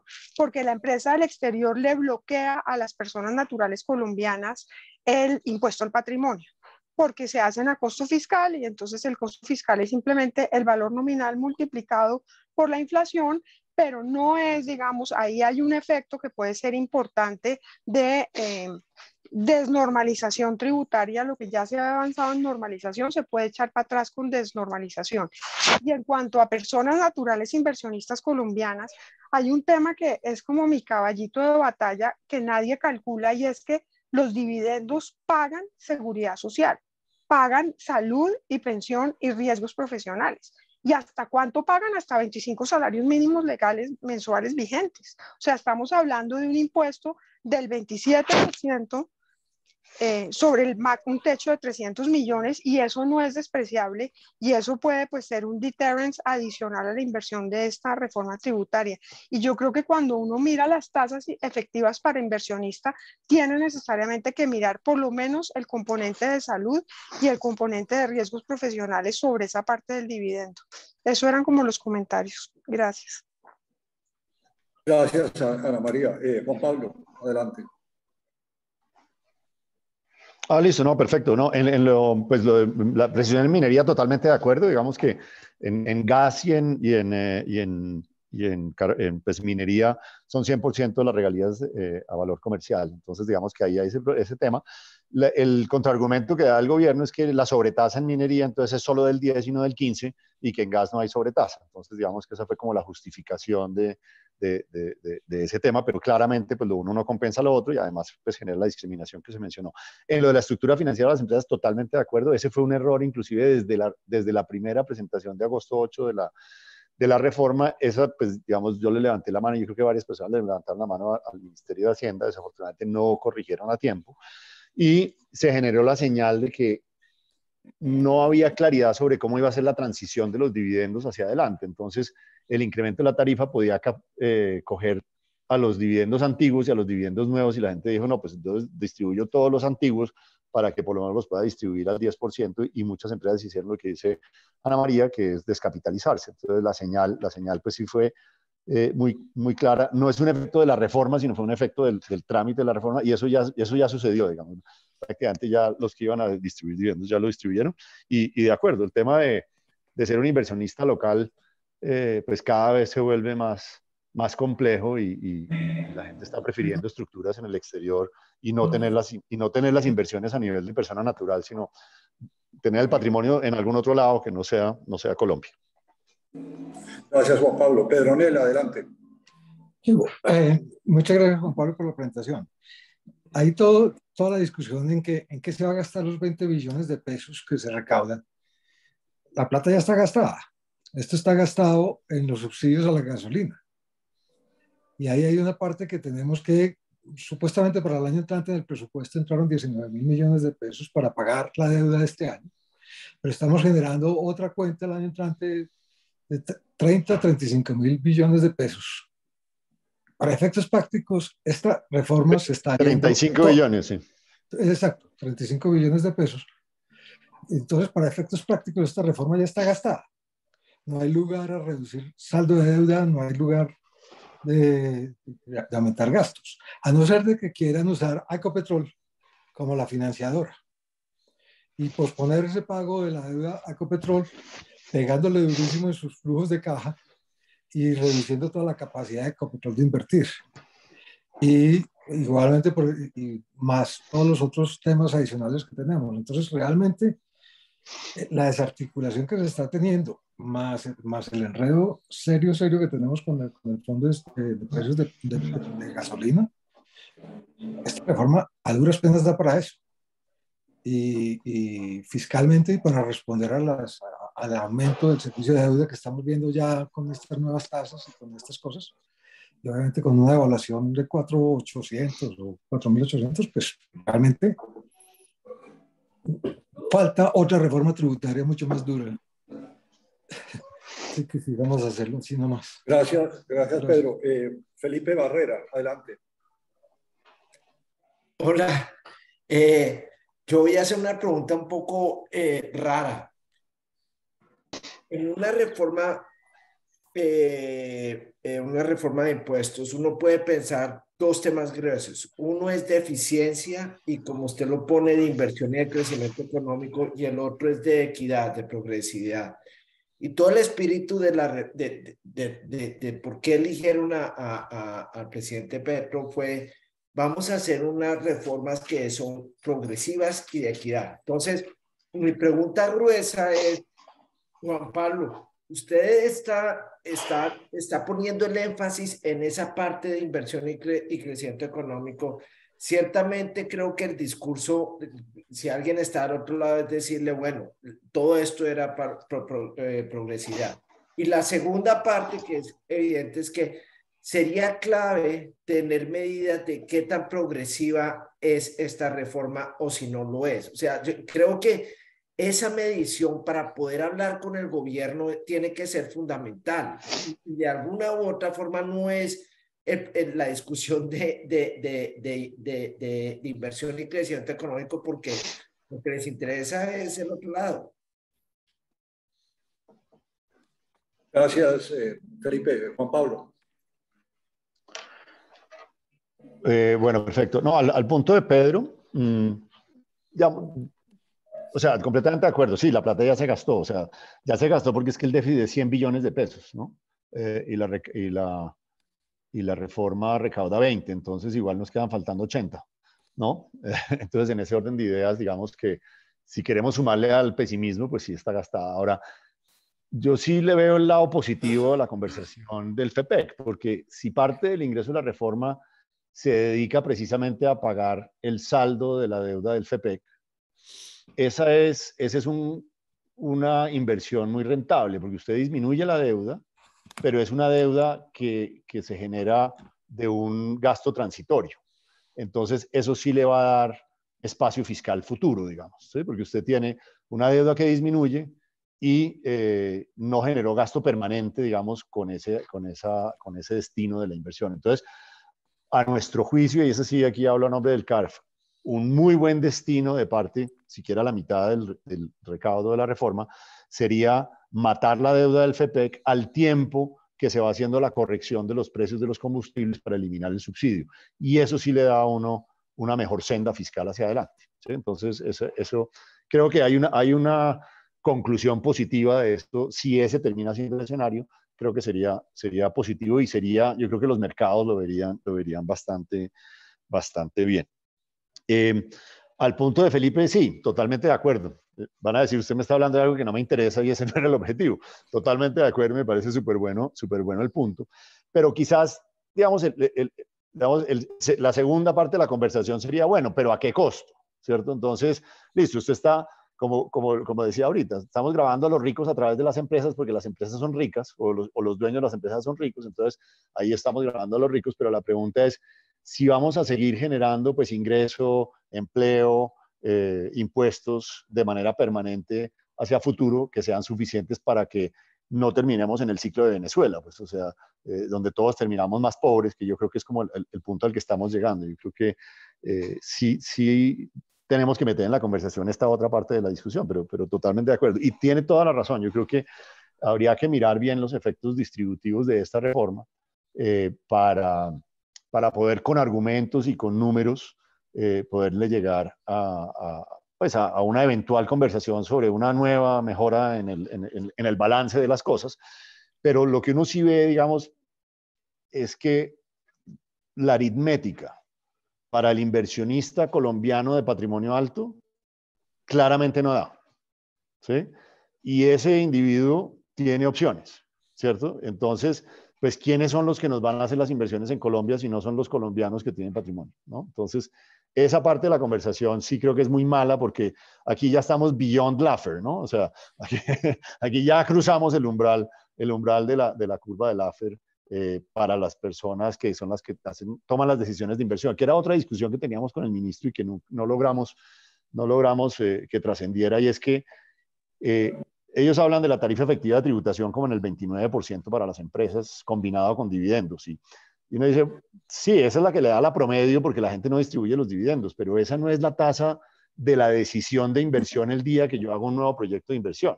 La tasa que yo hago es cuando me clavan el 25 y me clavan el 60 y me clavan el impuesto al patrimonio. Esa es la tasa que yo uso para decidir si invierto o no invierto. Entonces, hay una diferencia, digamos, una dicotomía en la manera de argumentar, pero creo que el hacer caso omiso de este último punto, pues no nos ayuda. O sea, puede que mejoremos la progresividad en el corto plazo, pero vamos a terminar pues muy equitativamente pobres más adelante. Gracias, Juan Pablo. Muchas gracias, Juan Pablo, por todo el esfuerzo y la colaboración con este grupo. Tenemos 3 manos levantadas y yo le voy a dar la palabra a las 3 personas siguientes y después invitaría a Juan Pablo que responda y yo creo que podríamos cerrar la presentación. Entonces viene Cristian Jaramillo primero, Chucho Botero y Juan José Chavarría. Entonces, Cristian, adelante. Muchas gracias, Armando. Gracias, Juan Pablo, por la presentación. Qué bueno volverlo a ver. Igualmente. Yo tengo primero una pregunta corta y es en esto de la senda fiscal y abstrayéndonos de si la reforma paga el FEPEC o no paga el FEPEC, ¿cómo figura, digamos, eventualmente la disminución del FEPEC en nuestra capacidad de ajustarnos a la senda? ¿Cómo se está computando hoy el tema del FEPEC en la senda? Esa es la primera, es corta. Y la segunda empieza con una observación.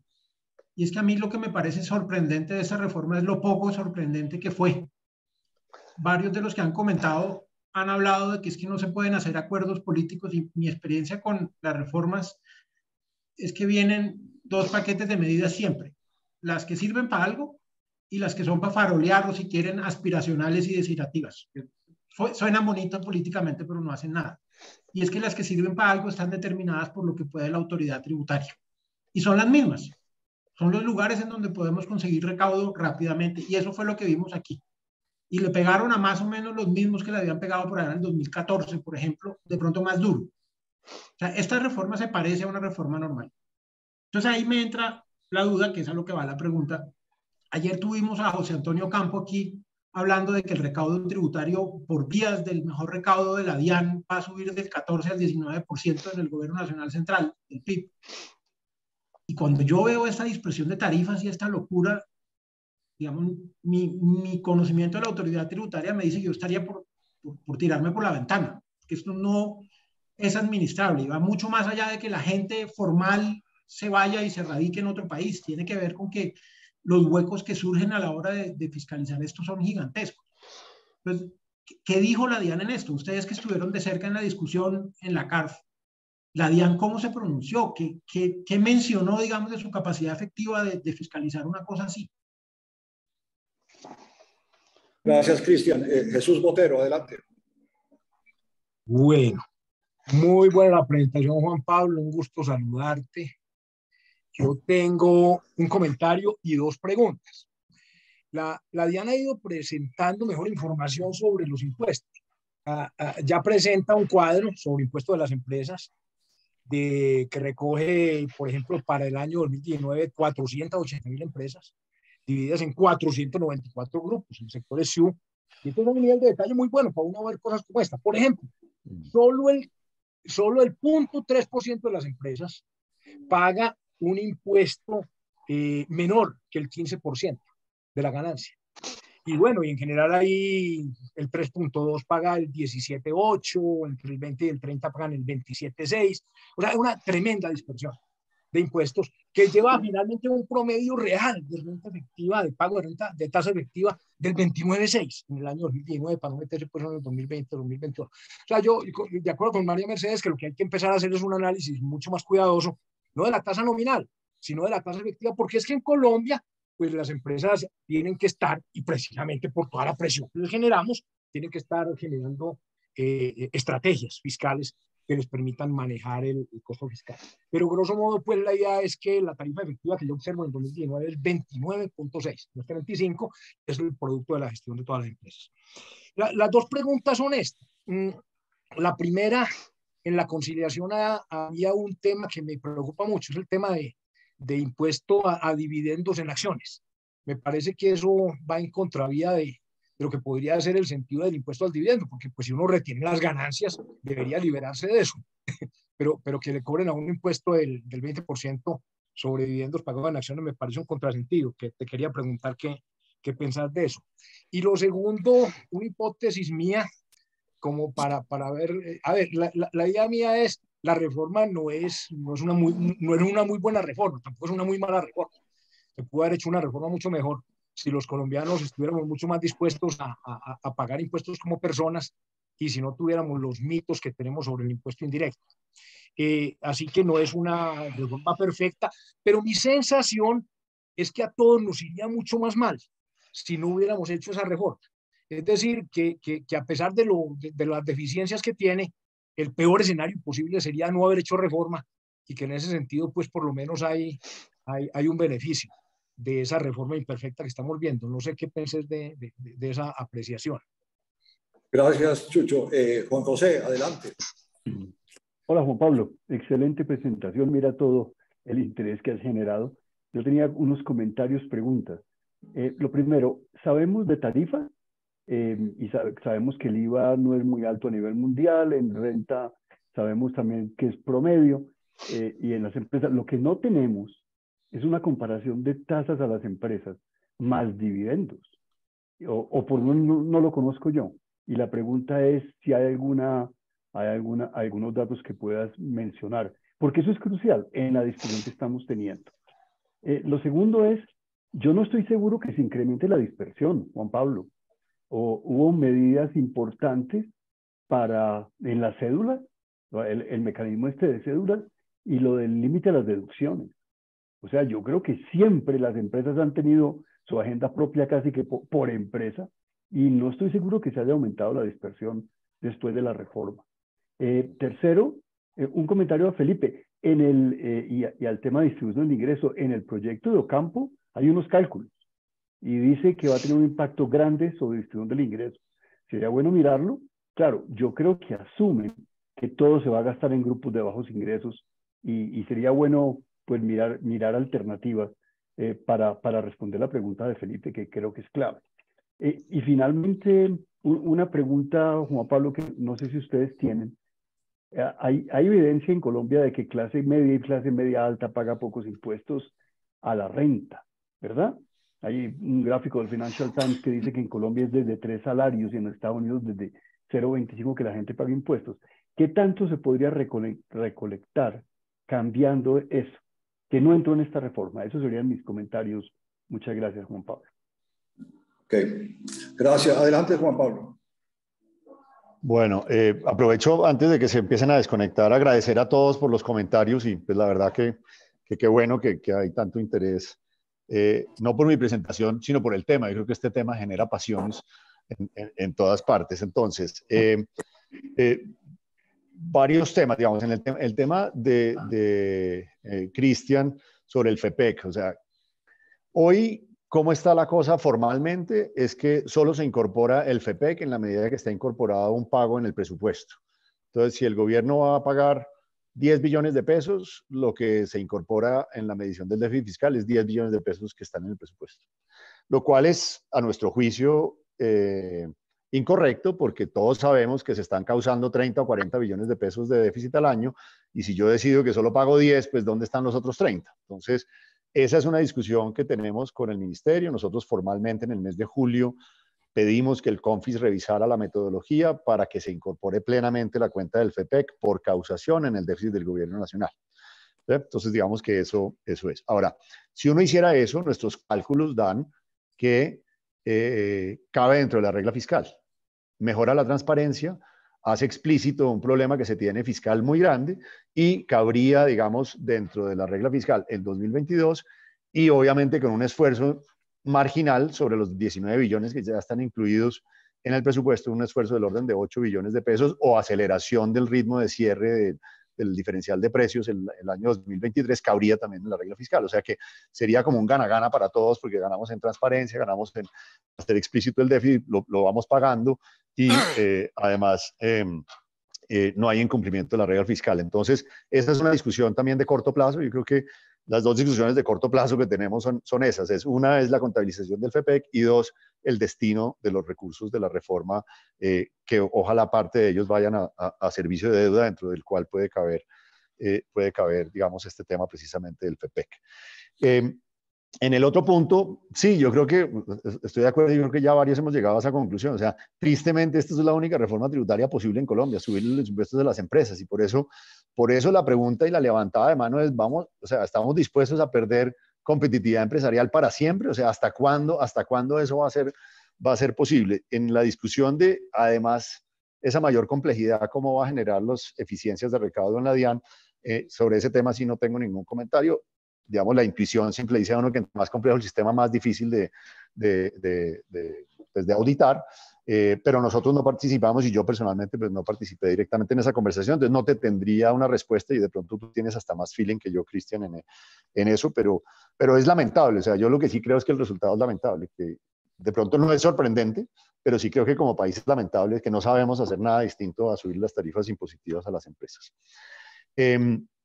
En el tema de Jesús, sí, yo coincido, o sea, la información pública ha mejorado y uno sí puede hacer esos análisis. Lo que creo es que pues la tarifa es esta del 29% que mencionó Jesús, y que eso me une con uno de los temas que tal vez mencionó Juan José. Creo que la medición real la vamos a poder hacer en el 2024, cuando tengamos las cifras de las declaraciones de renta del 2023. Ahí vamos a tener una mejor medida. Uno, de la dispersión, de qué tan real queda o no la dispersión. Aquí nos podemos quedar todo el día diciendo si a priori o si ex ante mejoró o no mejoró la dispersión. Yo creo que empeoró, pero bueno, vale que haya otros puntos de vista. Yo creo que eso lo vamos a poder dilucidar en el 2024 con las declaraciones de renta del 2023, con esa información que en efecto la DIAN está haciendo pública. Ahora, el ministerio hizo una publicación un poco, digamos, a mí me pareció no tan técnicamente sustentable, de la tarifa efectiva de tributación de las empresas, utilizando, digamos, la porción de los dividendos que se distribuye, como diciendo, la tarifa de los dividendos realmente no importa porque las empresas al final distribuyen muy poquitos dividendos, ¿cierto? Y pues eso es casi que una argumentación circular. Por un lado, pues yo distribuyo pocos dividendos porque no es conveniente para mí distribuir dividendos, entonces encuentro la manera de gastarme los dividendos de otra manera. Entonces, pues eso no quiere decir que la tarifa no esté mordiendo, ¿cierto? Y el otro punto, como les decía, es que para mí la tarifa marginal que importa sí es la estatutaria. Yo entiendo que al final queramos evaluar la tarifa efectiva de tributación, pero para un nuevo proyecto de inversión, en una empresa que quiere ser 100% formal, el inversionista sí hace la cuenta con la tarifa estatutaria. O sea, yo voy a tener que pagar 35% de impuestos, me van a cobrar tanto de impuesto al patrimonio, me van a cobrar tanto de impuesto a los dividendos. Total, esa es la tarifa que yo voy a incorporar en mi toma de decisión de inversión. Entonces, lo que sacó el ministerio, la verdad que desvió la atención de la conversación. Es una presentación válida para una conversación, pero no para la conversación de cuál es la tarifa que importa digamos, para la toma de decisiones. Dividendos en acciones, sí, de acuerdo, eso es algo que metieron desde el principio. Yo creo que hay, digamos, desde el punto de vista financiero, la distribución en acciones es lo mismo que una distribución de un dividendo, entonces en ese orden de ideas, pues, digamos que queden grabados no tiene problema. Digamos que sí hay como una percepción, hay una discusión secundaria sobre que si es mejor tener un régimen tributario que induzca la reinversión de utilidades o no. Y yo no creo, yo en eso no, yo me aparto de la mayoría que cree que eso es bueno. Yo creo que los inversionistas deberían recibir sus dividendos, exigirle a la administración que entregue dividendos y tomar la decisión posterior de cuál es su segunda mejor alternativa de inversión. Pero sesgar el sistema o sesgar las decisiones empresariales a través del sistema tributario, pues yo no soy tan amigo de eso, pero pues de nuevo, preferencia, ese sí es pura preferencia personal. Pues creo que el punto pues, de Juan José de si aumentó o no la dispersión, pues creo que ya lo hemos comentado ampliamente. Como te digo, mi percepción es que sí, pero lo vamos a poder dilucidar realmente es con la información de las declaraciones después. De nuevo, el cálculo ese de la tarifa combinada que sacó el ministerio, pues a mi juicio no es 100% relevante, digamos, para la discusión. Y la gente sí, ha montado un montón de estructuras para por lo menos aplazar el pago del impuesto al dividendo, ¿cierto? Si yo hago una sociedad a través de la cual recibo los dividendos, pues la tarifa de dividendos se queda en la retención de dividendos, que hasta ahorita es 7,5%, pasará al 10%, pero no será el 20%. Y desde esa empresa, pues hago las inversiones, si quiero hacer inversiones de portafolio o otro tipo de inversiones y no lo distribuyo, pues nunca pago el impuesto a los dividendos. Entonces, pues toda esta complejidad lo que hace es que genera e incentiva pues ese tipo de estructuras que son totalmente legítimas y que pues a la administración le va a quedar muy difícil, digamos, perseguir o sancionar, porque son totalmente legítimas. Y no sé, creo que me faltó algo del doctor Juan José. Juan José, ¿tienes? Que estoy tratando aquí de acordarme ya ahí. Del cálculo de los efectos distributivos de la reforma, me parece. Sí, lo que decía es que en el documento de Ocampo inicial había unos cálculos de distribución del ingreso y etcétera, pero claro, la pregunta del millón es ¿cómo se va a gastar? Y segundo, como dice Felipe, sería interesante hacer cálculos con y sin gastos a ciertos grupos. Sí, totalmente. La exposición de motivos tenía el cálculo y hablaba de 4 puntos de mejora en la distribución del ingreso, que hace exactamente lo que tú dices. O sea, tenía el supuesto de la reforma original que era muy dura en términos de progresividad de personas naturales, en particular a través de dividendos. Eso se moderó, entonces digamos que esa parte de la progresividad se disminuyó y el supuesto es que todo se gasta en gasto social que mejora la distribución. Posiblemente la reforma sí mejore algo, pero no creo que mejore 4 puntos, sino más posiblemente entre 1 y 2 puntos la distribución. En esa conversación, y aquí lo hemos hablado ya yo creo que varias veces y con Luis Fernando lo hemos hablado muchas veces, o sea, siempre que se habla del Gini, de la inequidad en Colombia, rápidamente, o sea, decimos el Gini antes y después de impuestos y transferencias en Colombia prácticamente no mejora, es igual antes y después del Estado, ¿no? Pero la conclusión siguiente es hay que mejorar la progresividad del sistema tributario.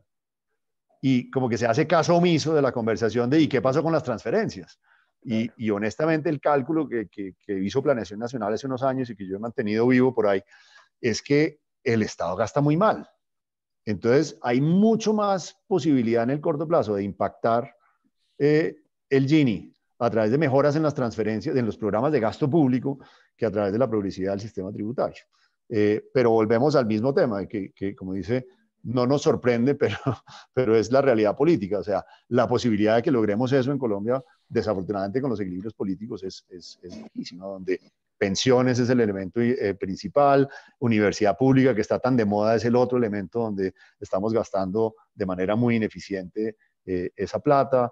El tema, pues hay otros programas donde también, digamos, no es que sean regresivos, pero pues son proporcionales. Entonces, los estratos 4 y 5 o los quintiles, pues 4 y 5 terminan capturando una parte importante. Y si ampliamos la conversación al gasto tributario, como decía tal vez Jesús, pues en el IVA, los cálculos que yo he hecho es que el 70% de las exenciones en IVA se van para el 40% más rico de la población. Entonces, pero son conversaciones que terminan no llevando a ninguna parte porque parece que nadie quiere escuchar esa parte. Pero a mí sí me parece que tenemos que insistir en mejorar la eficiencia del gasto y la focalización del gasto, porque ahí también hay una gran pérdida de eficiencia y el Gini no mejora, no solo porque no recaudemos más progresivamente los impuestos, sino porque gastamos muy mal. Muy bien. Yo creo, Juan Pablo, que hemos llegado al final. Muchísimas gracias, de verdad. Fue una extraordinaria discusión. Usted vio todo el interés. Mil excusas por los problemas tecnológicos que tuvimos.